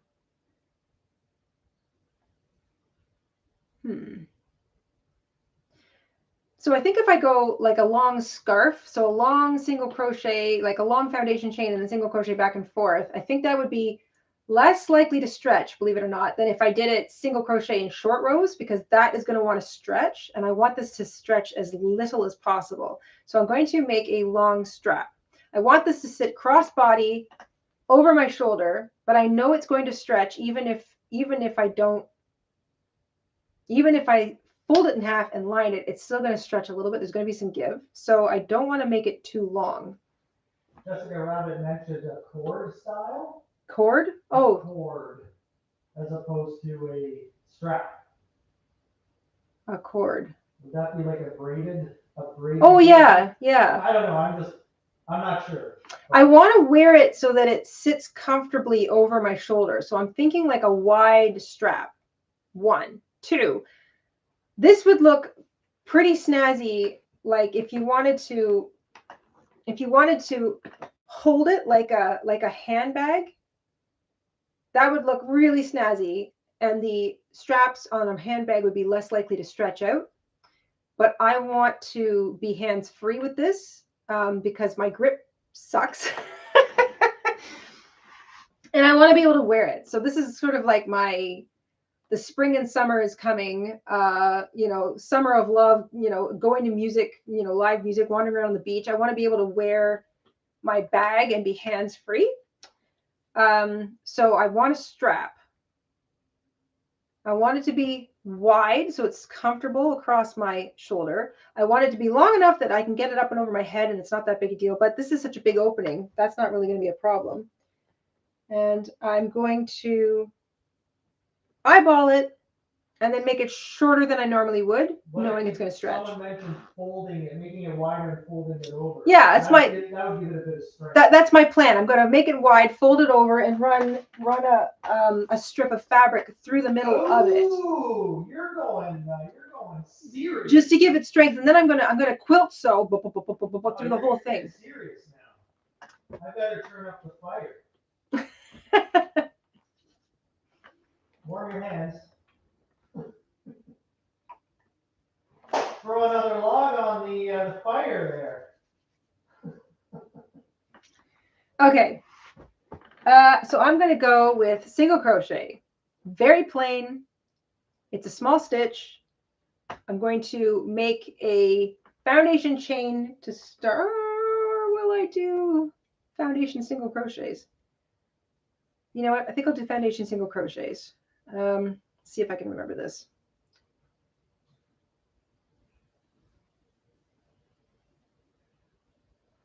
Yes. Okay, so I'm going to foundation single crochet until I get a length that I like. Probably good that I go with the foundation single crochet too, because it tends to be a little tighter on one side. And then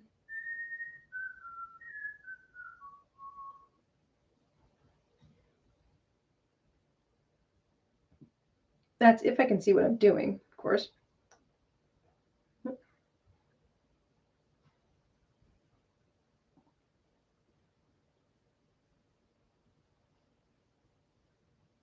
If you're doing a foundation stitch, so you're instead of doing like chain foundation row and then single crochet or half double crochet or double crochet or whatever, just remember that when you're working foundation stitches as opposed to a foundation chain row and then stitches, to try to keep that chain one. So you're always, before you create the stitch, so in this case single crochet, you put your hook through that, you kind of double back on that chain you made, pick up a loop, always remember to chain one, because that creates your foundation chain. Try to keep that on the loose side, because if you make it tight, you're going to wind up with like a smiley face or maybe a frown face, depending on how you look at it. This is a glass half empty, half full kind of thing. So that's a smiley face. That's the foundation chain, and it's kind of a stretchy thing, but it's always a little bit tighter, I find, than the top. Not sure if I find that to be problematic or not for this case. So, nah, it's fine.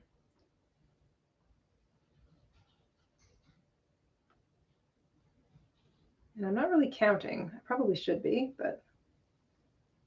What hook size are you using right now? 5.5 millimeter, also known as an I or a 9. It's my favorite. You know what? I'm going to go with a foundation chain. It's just throwing me off. It's a little too tight. So I will chain, not really caring how many I have. Maybe I'll count. 1, 2, 3, 4, 5, 6, 7.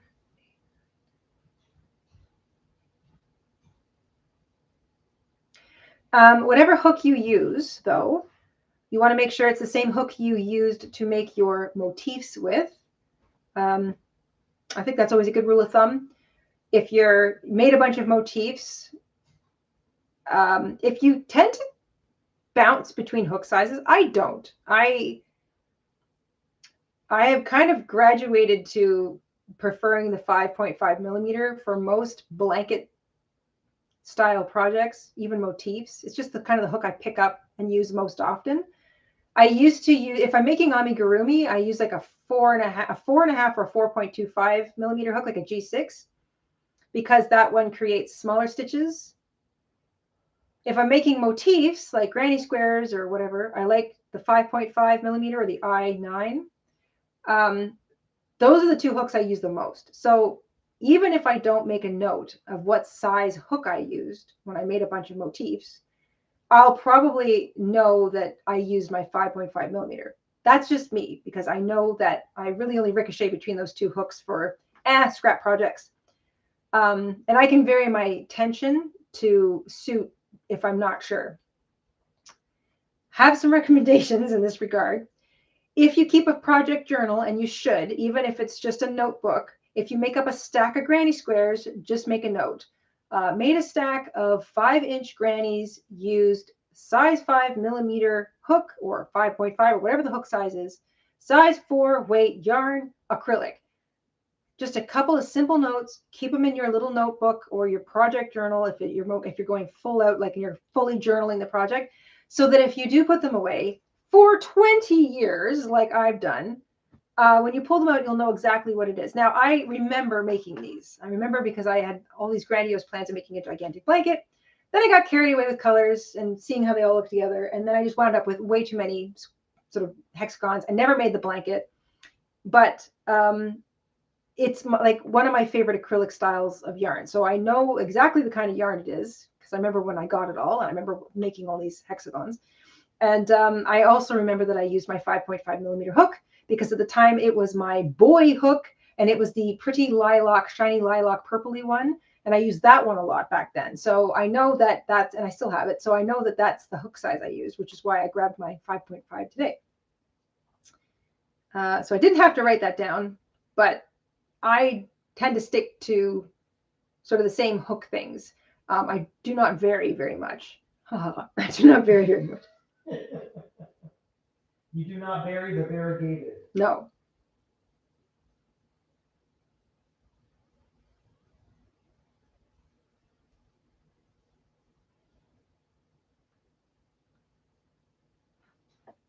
So that's 50 chains. So already 50 chains. I'm not sure if you can answer this question, but I'm going to toss it to you anyway. Okay. I want to make a queen-sized granny ripple blanket. 70. How many chains do I need? A How granny. big do you want it to be? Well, a granny ripple blanket. So that would be a circular style, or is that the zigzag? Okay, so granny ripple, I'm assuming you mean chevron style, straight across, back and forth. I don't know the foundation number of chain multiplier because I've never actually made a granny shell stitch chevron blanket before. I'm assuming that it's a multiple of 3 somehow, but I've never done one before.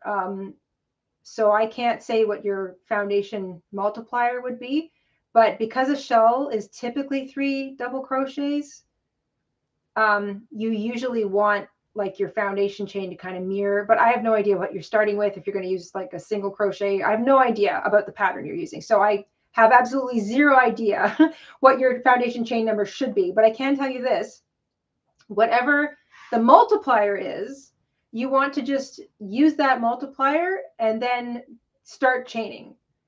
And you can do one of 2 things. You can chain a foundation length that fits the multiplier. So count as you go. I've got 70 chains so far.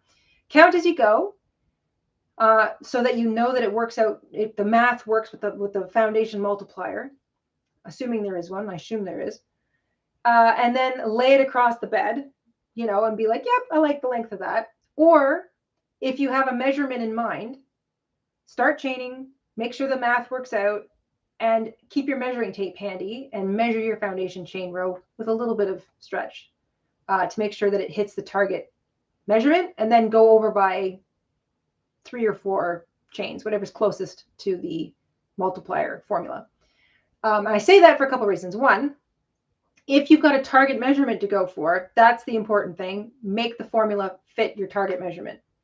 If you don't have a target measurement and you want it to fit a queen bed, are you adding a border? Do you want it to fall over the sides of the bed? How tall is the bed? Do you want to touch the floor? Do you not want to touch the floor? Do you only want it to sort of like cover the top? Is it part of a coverlet? Are you going to make 2? Are you putting a duvet in the middle? So like there's so many questions to answer on a queen size blanket. So that's why I always say, if you have a target measurement, grab your measuring tape, use the formula to match that. Otherwise, create a foundation chain and, you know, drape it over the bed and get a feel for how it's going to look. Because remember, the bigger you make a blanket, it's going to stretch because of the weight of the blanket kind of acts on the individual stitches. So it's going to stretch out. If you wash it, if you block it, it's going to stretch out. If you use it, it's going to stretch out. So keep that in mind too. If you're a tight crocheter, your foundation chain will not be the final size of like your first few rows. So you might want to make a small sampler size to sort of see how your tension works out. That'll give you a better idea as well, how many chains you need for your foundation chain row. And 2, if you're going to put a border on, that's going to put more width and length on the blanket. So it's always good to sit down when you're planning a blanket project. We did a whole live stream about blanket projects a few years ago. It's always good to sit down with your notebook and make some notes. Yes, I want this to touch the floor. No, I don't. This is a coverlet. I only want this to kind of just hang the edge a little bit. Yes, I'm adding a border. No, I'm not. You know, yes, I made a sampler. No, I didn't. This is the gauge of the sampler. I find the yarn stretchy. No, I don't. The yarn is easily thrown in the washing machine. I've done that with the sampler to see how it stretches or acts, especially if this is going to be something you give away.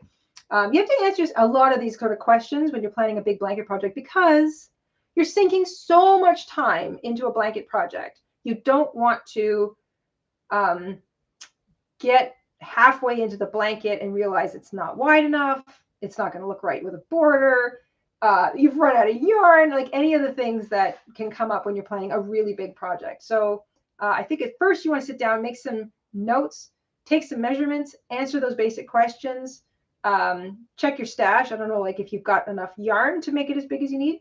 And then at the end of all of that, once all that's answered, then you can start with your foundation chain based on the formula that you need.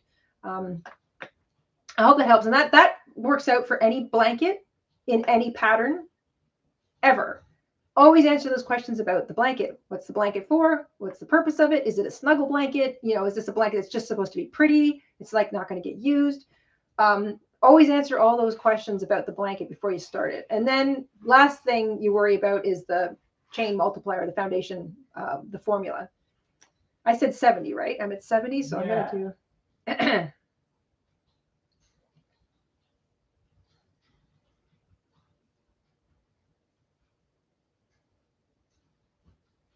Okay, so there's 90. Is it getting? Do you have any words of encouragement for one of our longtime channel members, Uncle Steve? Uncle Steve says, I've decided not to do the calendar blanket. I've restarted twice. Aww. Yes, I do. Before I answer that, how's the lighting in here? Should I turn the light on? It's starting to actually get a little overexposed, so I would say no. Oh, okay. I think you're good. Okay. All right. So I hear you, Steve. So a lot of people have sort of said that they're worried about this year's calendar blanket because it's Fair Isle, it's color changing, there's graph work, there's spools involved. We were going to do a live stream on troubleshooting, which I think we'll still do. And this was just supposed to be kind of like a fun, we're experimenting. So I didn't want to be too specific with stuff today because we weren't sure how this was going to look and how it was going to work out. And we're going to sort of review all that afterwards. But we do plan on doing a live stream where we talk about sort of troubleshooting Fair Isle work. So that's coming. And if you do have questions about any of it, just keep asking them in the comment section. I've been making a list of the most frequently asked ones, and we're going to address them all. I'm letting people know, people that have like detailed questions, just to leave them in any comment section of any video, and Jayda will get to that. Yeah, because it's easier for me to sort of read them and then formulate a good answer and respond. About blankets and, and stitch counts and and if we have an appropriate tutorial, I'll also give you the link to that. Just sort of direct you right to it if I feel that answers your question better. That's how the comment section on our channel works. I read it.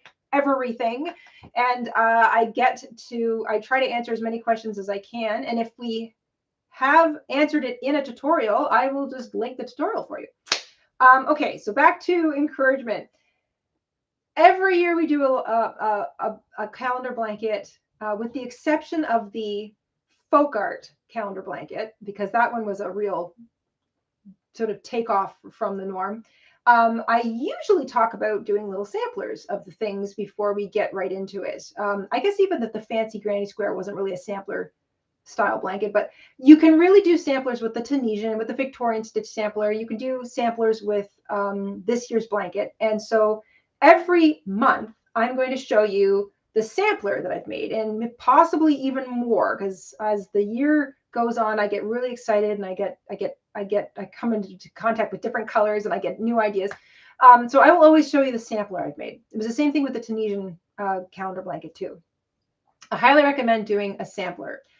even if you are super comfortable with a stitch or a pattern or with crochet or any of it, I always recommend doing the sampler because it's just one more line of defense against necessary frogging. I know what I'm doing. And while I was recording the January snowflake part of the blanket, I frogged 3 rows 3 times.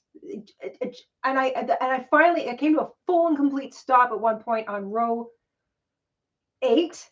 And I was just for like half an hour going, I don't see it. I don't see it. Where is it? Where did I mess up? I could not figure out how I had an extra stitch at the end of the row. And yet somehow magically all of my snowflake graphs lined up with each other. I was stupefied. Turned out that there was like an extra little a yarn change. I saw a color change between the blue and the white, looked like a stitch, and I used it, which gave me an extra stitch.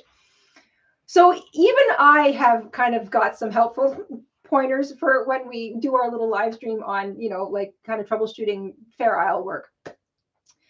So I would always say start with the graph. There was a flurry of conversation on the first video, on the weaving and ends video. Some people popping in at the shop who bought the pattern, you know, they were asking some questions too. Another thing to keep in mind is remembering when to drop your spool. Dropping the spool when you no longer need it is so important. You don't want to work over top of the yarn if you no longer need it, because it's just that spool looks after that image, and then the next spool looks after the next image, because that will create some funny, like, oh, now you've got to pull the yarn back. You don't want to do that. So there's keeping the yarn spools clipped up close to the work helps them from getting tangled.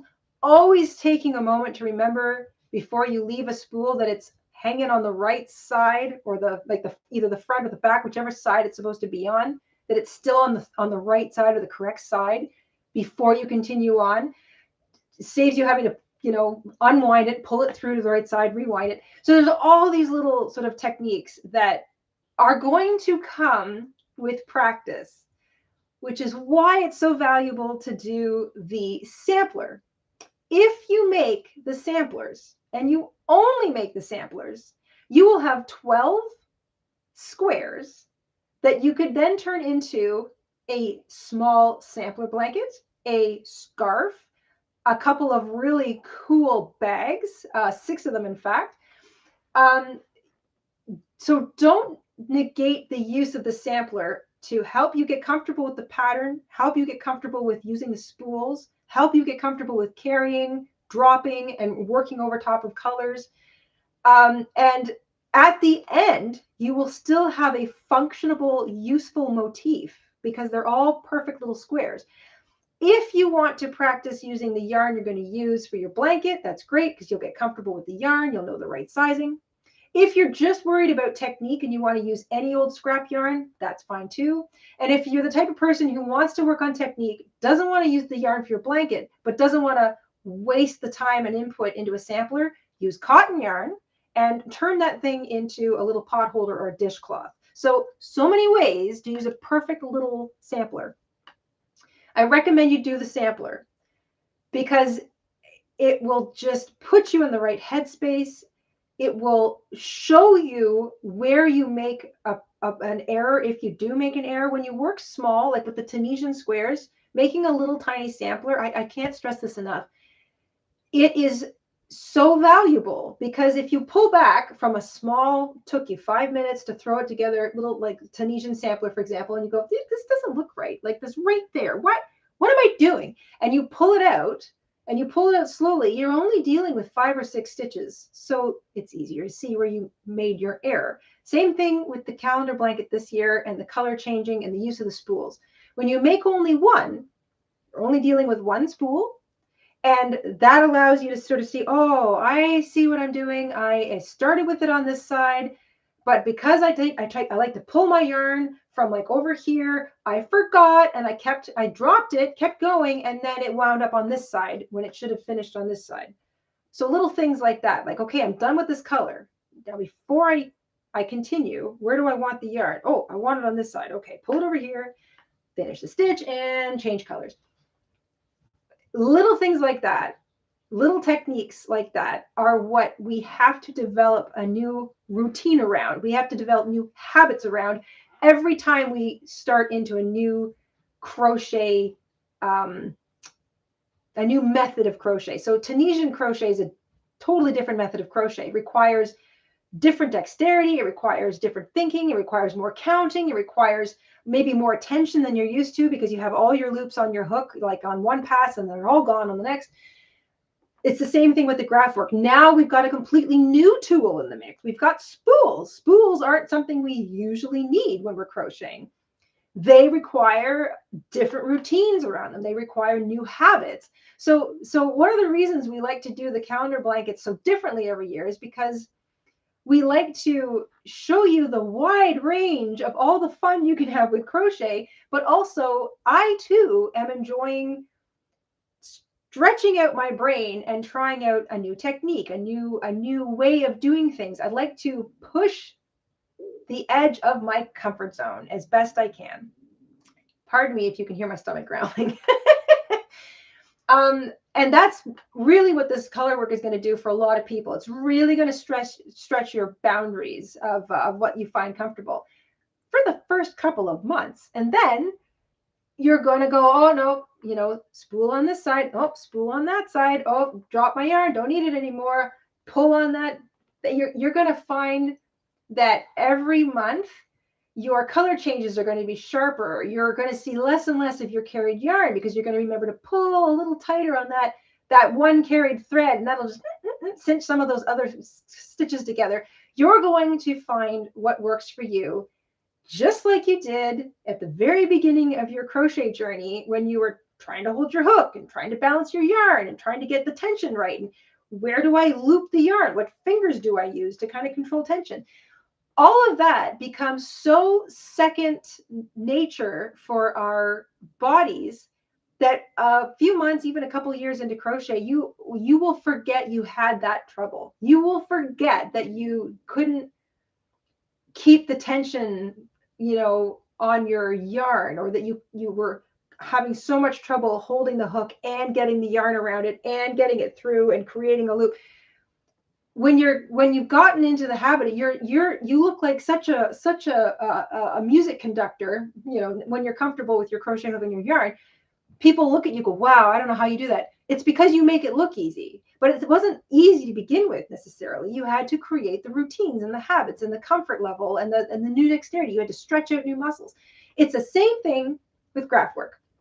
So to Steve and anybody else who's kind of going, I don't think I can. Yes, you can. Of course you can. You're here right now. You're wielding a crochet hook, so you can darn well do anything with a crochet hook and yarn that you want to. I recommend you do the sampler. Don't try it when you're tired. Don't try it at 3 o'clock in the morning because you're bored and you're like a bit zany. You know, do try new techniques when you can set yourself down. You don't have any distractions. You've got a nice cup of tea. You don't have to rush off to something. Maybe you've eaten, you've gone for a walk, maybe you've had a hot shower and you're comfortable. You want to be in the right headspace to teach yourself a new routine or a new technique, because you're about to ask your brain to do something it hasn't done before. And the older we get, the shorter the patience level we have with ourselves. You'd think it would be the other way around. You should be giving yourself more patience. If you were trying to teach something to a child, you wouldn't be impatient with that child after 2 or 3, you know, attempts with the hook. You would have much more patience because you would remember they've never done this before. Well, it's the same thing for you. Just because you know how to wield a hook and yarn doesn't mean that you're going to be an aficionado color changing right off the bat. Some of you will be. And for those of you, fine. But not all of us will be. It's going to require, you know, getting used to it, practice, patience. You know, you got to give yourself some patience and some time. So we've only just begun. We've got the whole year stretching out ahead of us. If you don't get it right off the bat, don't worry. Just try the sampler a couple times. Maybe just try the first 3, the first 4, the first 6 samplers. You don't have to make the blanket all in one go this year. But I promise you, if you stick to trying the color changes and really working on the areas that you know you have trouble, because it only takes a couple times before you realize, you know what, I have problems with the color change. You know what, I have problems with the spools. You know what, I have problems with the yarn tangling. You'll identify pretty quickly what your problems are, and then you can just focus on working on those problems. Just like the first time you did a granny square, you're going to round that second corner of row 2, metaphorically speaking, and it's going to click. And all of a sudden, you're going to realize that you just did half a graph and you weren't worrying about the spool and you weren't worrying about tangles, and it worked out and it looks great. And then your brain's going to explode. And that's that feeling that we're always looking for. So don't give up, especially if you really want to do this or you really want to do more color work going forward. That's another reason we were excited about this year's blanket. We know this graph work was something a ton of people were asking for. And the reason that I chose to go with the 1-to-2 ratio graph to use the double crochet stitch is because it is faster than doing twice as many rows of single crochet.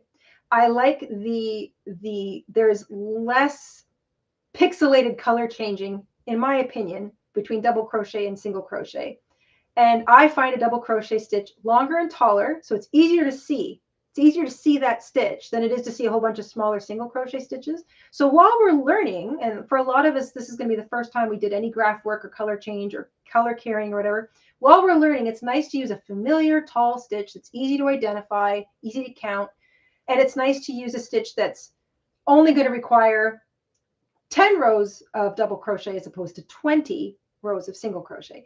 So there's a whole bunch of reasons why we chose the patterns we did this year and the graph style we did this year. And we know that a lot of people are going to have a learning curve. Like I said, I frogged 3 rows myself. Like I kept pulling them out going, I don't get it. I don't see what I'm doing wrong here. Because it's different. It's not your typical crochet, which is why I'm so excited about it. So samples, patience with yourself. Don't do it on an empty stomach, like my stomach's growling. Don't do it when you're exhausted. Don't do it when you're in a bad mood, because you always have less patience with yourself if you have to go to the bathroom, if you need a shower, if you're hungry, or if you're tired. You have less patience with yourself. You don't want to be in that mindset. So make sure you're in a great mood. You have no distractions. You give plenty of time to be patient with yourself. Do the sampler. Maybe do the first 3 or 4 samplers before you get into it, and then you'll be more comfortable, and then you can start the blanket. And it's quick and easy to catch up. So it's each row. I'm still trying to decide. We were actually going to discuss this in the live stream, because there's a lot of flexibility with this year's blanket, how many rows you want to add, say in between, if you wanted to make it longer. I think I mentioned that in the beginning of the January one. But really, you're only looking at 10 rows every month. So 10 rows of double crochet, 120 stitches long. It's not a lot, so it's not hard to catch up. If, say, in July, you take a week off and you think, you know what, I'm comfortable now with all those samplers, I'm going to start the blanket. You'll catch up in no time. So what is that? That'll be 60 rows by January. Not a big deal. So yeah, that's what I have to say to everybody who's a bit nervous or worried. And don't feel you're going to get left behind. We don't take our tutorials down. Some people like to watch the whole year before they decide what colors they're going to use, if they're going to do it at all. In the case of the Mighty Mile a Minute blanket we did, a lot of people just sort of sat back, watched it coming together, watched the colors, and then halfway through the year, 3/4 of the way through the year, even today, it's like a 2-year-old blanket. Now they're going, you know what? Now I'm going to do that blanket. The tutorials are all up. You can see the whole thing in its entirety, and you can decide, say, what order you want to put things in. So, we construct our blanket square and our blanket projects like that so that, people can consume them in the way that they want to, in a way that's comfortable for them and fits around their, timelines and stuff. So don't feel you have to keep up. You're not going to miss out on anything. Videos aren't going anywhere. And because it's the kind of graph work that it is, I personally will probably be revisiting them, these graphs all year round. So I'm so excited about the little snowflake. I have it here somewhere.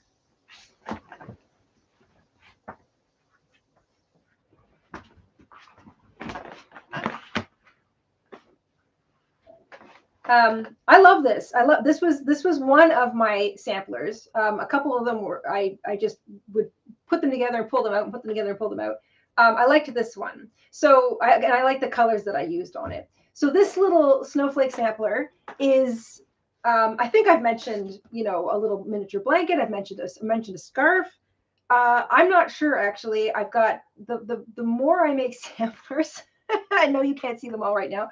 The more I make samplers for this year's blanket, the more like project ideas keep coming to mind. So I have a feeling that as the year goes by, I will be referring back to some of these tutorials with other little miniature projects in mind. So even if you make only the sampler, don't feel like it's wasted, because there are so many neat little things you can do with a square, right? I mean, look at what we're doing today. I've got these silly, wonky, you know, granny hexagons, and I'm making myself a cool new bag. So no practice is ever wasted. I hope that helps. Helps give a little bit of inspiration. And I think I said 90 chains. Is that where I'm at? 90 chains? If I turn on the lamp, do you think that'll change the exposure? I wonder if that's going to be, nope, not enough. 90 chains. Are you still there?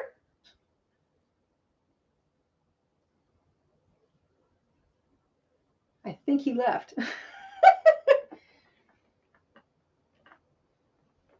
All right, that's 100 chains. Going for crossbody, I don't think that's going to be, no, not enough. There goes my hat. It's determined to fall off the back of the chair. Fine. I was on my coffee break. Oh. You're not supposed to interrupt my coffee breaks. No, go ahead. Yeah, you think it's okay? Yeah. I just, because I'm realizing I feel like it's getting dark in here. Oh, can you? You want this one on too? No, actually. There we go. Aha. Oh. Are you about to offer me a drink? Is that what Do you want water? What have I got in here? Yes, I would like some water. Or some milk or something?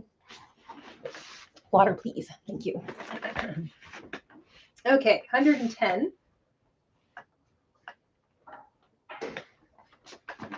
So I know that this is going to want to stretch a little bit. I think.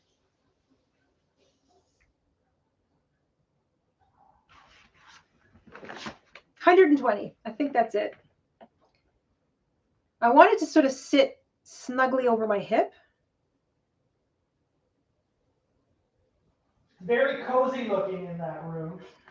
I wish I was hanging out in there. Gee, I wish I was hanging out in the craft room. You touched the yarn. It's a no-no. Okay. 120 chains. 121.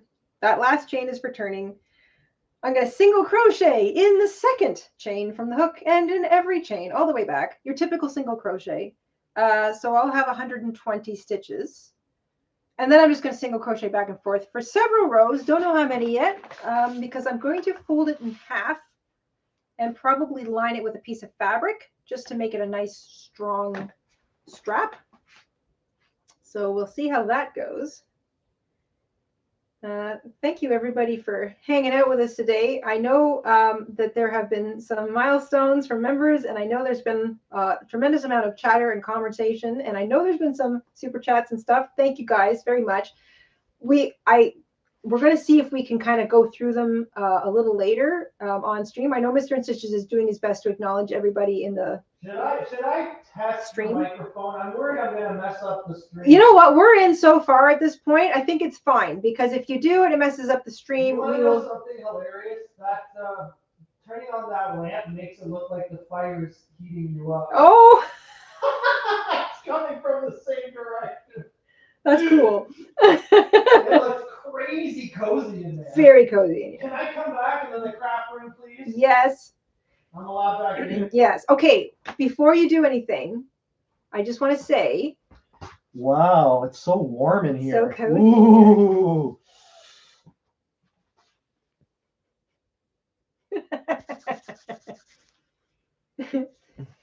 If you want to give it a go with the microphone, and it messes up the stream. You know what? There's something I can. You know what? Forget it. I'll try it. I'll try it when we're not live streaming. Oh well, I was gonna say if it messes up the stream, it's fine. I'll just say thanks everybody, and we'll catch up later with some posts and stuff. And then Well, we'll do it right at the end when you're done. Are Okay. you wrap? Do you want to wrap it up? It's getting dark. It's really hot in this room. It's really hot in here. Oh, I don't know if I can stay in here. It's getting dark. As we've been working, my brain's been racing ahead with different designs. So I think I'm going to. The lighting is good. I'm going to spend some time this weekend putting together a proper tutorial on this, just so people can sort of see my thought process if they want to make one. Because it's going to take me a while to sit here and crochet this strap. I mean, I think I'm trying to do my best to sort of explain what I'm doing as we go, because anybody who's savvy will be like, oh yeah, I can do that. So I think we can wrap it up. If you want to try the microphone, I think you should. I want to hear how that works. I'm nervous. I also want to know if there's any way. Well, try the microphone, and if it works, you can start kind of. All right, I will give it a go. This is an experimental live stream. Cut out, everyone. I apologize. Yeah, and if I cut out, I want to know. So keep me posted as to what you're doing.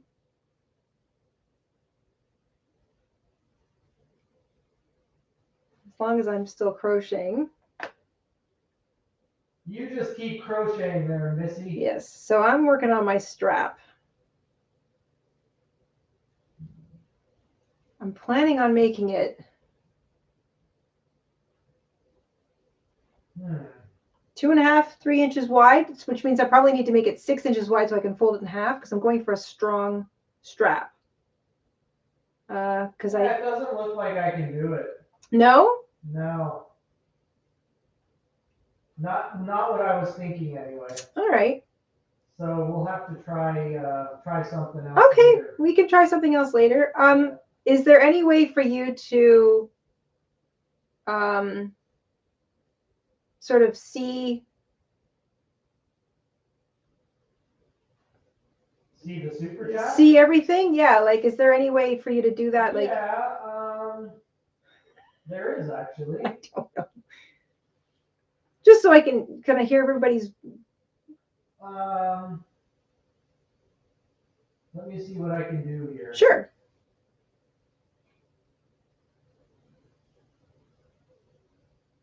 Okay, so I was shouting everyone out in the stream. Great. Via text. But I'll do a real quick one here. So shout out to Win, who sent us a super sticker. Thank you, Win. Thank you very much, Uncle Win. Steve, $3 super sticker. Thank you, Uncle Steve. Paige sent us a $5 super sticker. Thank you, Paige. Christine sent us a $1 super sticker. Thank you. Sherry sent us a $5 super chat. Thank you. Thank you very much, Sherry. Amber sent us a $5 super chat. Who was that, Jennifer? Amber. Amber. Thank you, Amber. Now, here's the problem. Okay. I don't know if I can. Oh, no, there they are. I can read them. Okay. So Amber says, I don't know if anyone can hear me. Let me see if. Can you guys hear me? Can you guys hear the mister? I'm waiting for some feedback. Okay.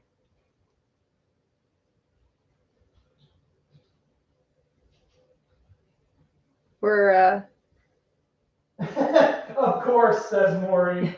What are you implying there, Maureen? Okay, so even though I sound like I'm down the hall, they can still hear okay, well that's good. Okay, well that's good. So I won't talk over you. All right. Excellent. So let me read these out and then we will wrap it up. Okay. Okay, so Amber says, it's wonderful to have your company today. I'm working on a blanket as I watch and listen. Super cute purse. Jayda, thank you for teaching me so much. Oh, thank you, Amber. And this is a super sticker from Melanie. I'm sorry, a super chat from Melanie, $5. Melanie says, Jayda, I'll give you $5 if you start the stream. I think this was right at the beginning. Oh my gosh. As we were getting ready. Thank you, Melanie. Thank you, Melanie. I think that's it for the super chats Okay. and super stickers. Now, when it comes to membership milestones, I don't know if I can go back and find them. So I might have to go through the live chat later to read all the the membership milestones. I don't think they archive those. So Okay. You might have to go through the like the chat box or something. Okay. We're gonna have to figure that out. We're doing a lot of figuring out here, gang. We're just gonna multi-thank all of our members for joining us today, for being a member, and also for sending us membership milestones. Yes. I did see them. I saw them and read them. I just wasn't reading them out because I didn't know how clearly I was coming through on the mic. We are definitely going to be experimenting with a more intimate setup, so the two of us can, you know, either both of us have a microphone so we can hear each other and we can both talk. So because usually Mr. InStitches is looking at the screen. I'm not. I'm usually focused on whatever I'm doing or, you know, whatever we're talking about, and he kind of looks after everything because I can't do all those things together. So we're still in the process of sort of like changing things around. We moved the craft room. We've improved our internet, but we also, that means now that we've got to change sort of the setup for all of our tech. So Everyone says, I sound like I'm in a hole. okay. I sound like I'm down the hall. Okay. I sound like I'm really distant. For those of you that are sort of here later, in the beginning we were saying we did have the two mics set up, but for some reason the one I'm using, it's not turning on. Yeah. So that's why I'm being picked up by the microphone that's here with Jayda. And Yes. that's why I sound distant. So I have to figure out why the one that's over on my side isn't working. Yeah, I don't know. So that's another issue to address. But the image is fantastic. Okay, well that's good. So that's a bonus. Yeah, so now we can actually see the thing I'm doing as opposed to it being pixelated. Oh, and I wanted to mention to you, I think I was chatting with everyone in the chat. I think we should do a live stream based on the Fair Isle style calendar blanket. Mm-hmm. And maybe just give kind of reiterate some tips and tricks and answer questions and stuff. We usually do I think we've done that in the past. We usually do a calendar blanket live stream shortly after we do the first one, so we can address questions. Mm-hmm. So we're totally going to do that. Yeah. I've been making notes of everybody's questions. Yeah, so we're kind of we've kind of fixed some things and like not fixed. Pretty typical. You know what it is? When you've got equipment that isn't all from the same place, the same maker, the same time, you've got all these different softwares and they all don't necessarily communicate with each other well. And then they also have to communicate with Google software. So thank goodness Mr. InStitches is a tech guy. I'm doing my best. Because I'm trying. I don't know. I don't understand how everything works. So. Not my thing. You're doing a great job making a purse. Well, thank you. A lot of people are curious about the lining. Yes. A lot of people asked about.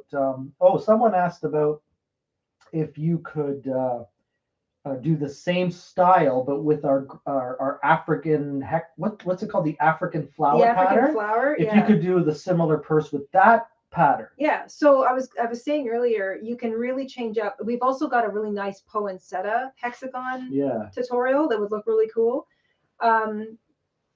You can use any hexagon. The African flower hexagon is a lot smaller. Mm-hmm. Not a big deal. It would just be a smaller purse. But any hexagon motif will work in this. It looks fantastic, by the way. Yeah, it looks really cool. Yeah, look how nice and big it is. It's so big. Yeah, so that's why I wanna get the strap done. All right. Well, you decide when you're ready to wrap it up, and we will we'll go from there. I told everyone who has detailed questions about other projects to just leave them in. Just pick a video, find one of our videos, and leave a comment. Especially if it's on a particular video. Specifically, it's much more helpful if you're asking a question about a specific project on that video that we've done. That you put is it on better on that video? Or is it better the most recent video? No, it's better on that specific video. And the reason is this, because if somebody asks a question, like if I get a question on a video that says, hey, when I'm going from, I don't understand, my single crochet edges aren't lining up. and it's on a video that doesn't use the single crochet, or it's not on that, I can't even begin to understand where the question is coming from. So like I'll often say, I have no idea what this is in relation to, or I don't know what part of this video you're referring to, and I'll try to help. So it's much more helpful if you've got a specific question about one of our projects to put it right on that tutorial. Otherwise, if you feel like being long-winded, you can always pop into our Etsy shop and message us through our Etsy shop, especially if it's on one of our patterns that you've purchased. Always feel free to ask us about any of the patterns you've bought in our Etsy shop. It's private messaging, so you don't have to worry about, making a great big public statement if leaving comments is kind of a nerve-wracking thing for you. I know it is for some people. I don't typically leave comments on videos. I'll like them and I'll share them, but I don't often leave comments. I never know what to say, which is hilarious given how much I talk. But yeah, so if you're more comfortable kind of asking questions about something, you can always visit us at our Etsy shop. Otherwise, if it's a question about today's live stream or anything we covered in today's live stream, leave it in the comment section below this video. If it's on a specific video, you can just search, Jayda InStitches snowflake graph, and the most applicable video will pop up, and you can click on it and then leave a comment under that video, and it'll make more sense for me. I'll be able to help you a bit better. So yeah, I hope that helps. I think we're going to wrap it up. So I am, just to kind of bring everybody up to speed, I've just started working on the strap. I feel like 120 chains, 121 with the turning, was long enough for my crossbody strap for the size of this bag. It will vary from person to person.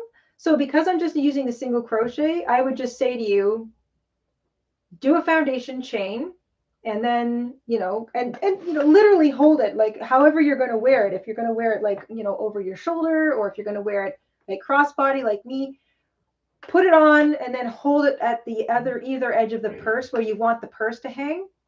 Remember, it's going to stretch a little bit, and then do your first row of single crochet and try it again, just in case, you've tightened up or you've loosened up. That'll give you an idea of maybe you've got to take it out, add a few more, or take it out and have a few less, whatever.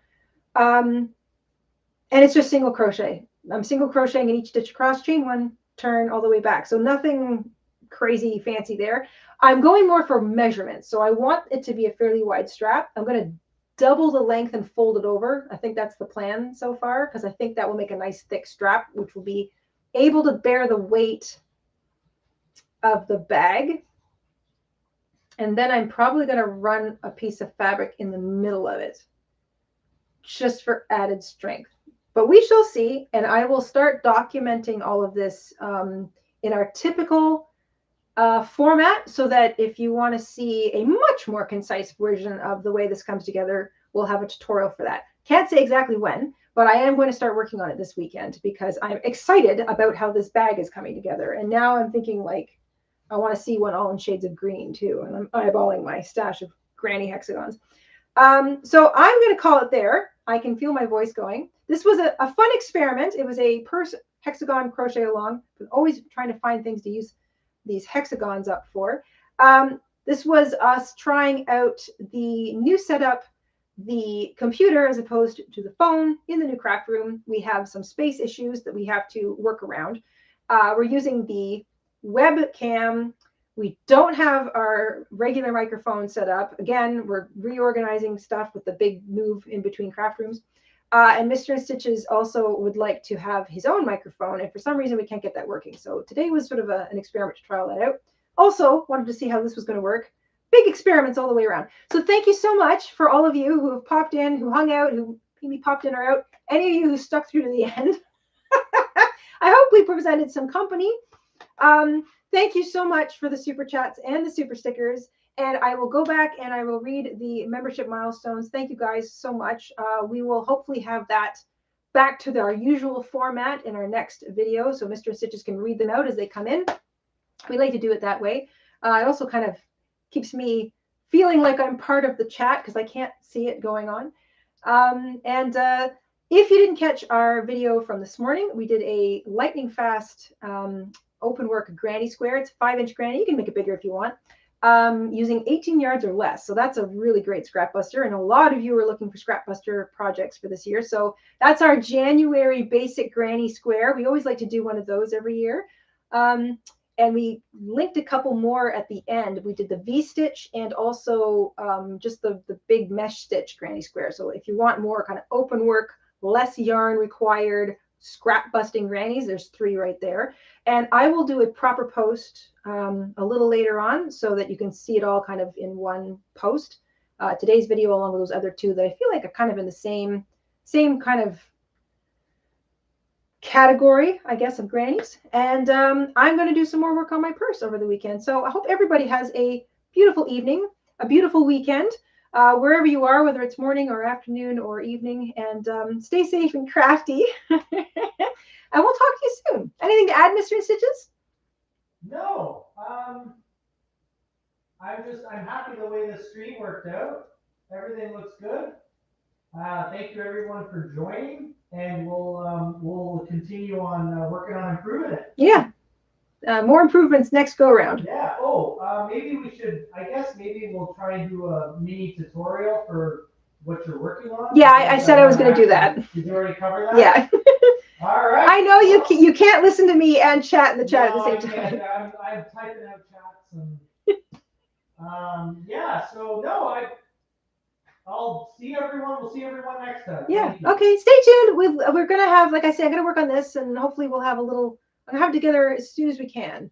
Oh, and my gosh, next Friday is the first Friday of February. So February addition to our Fair Isle style calendar blanket is this coming Friday. Wow, that's already next week. That's already this week. Yeah, Woo! this week coming.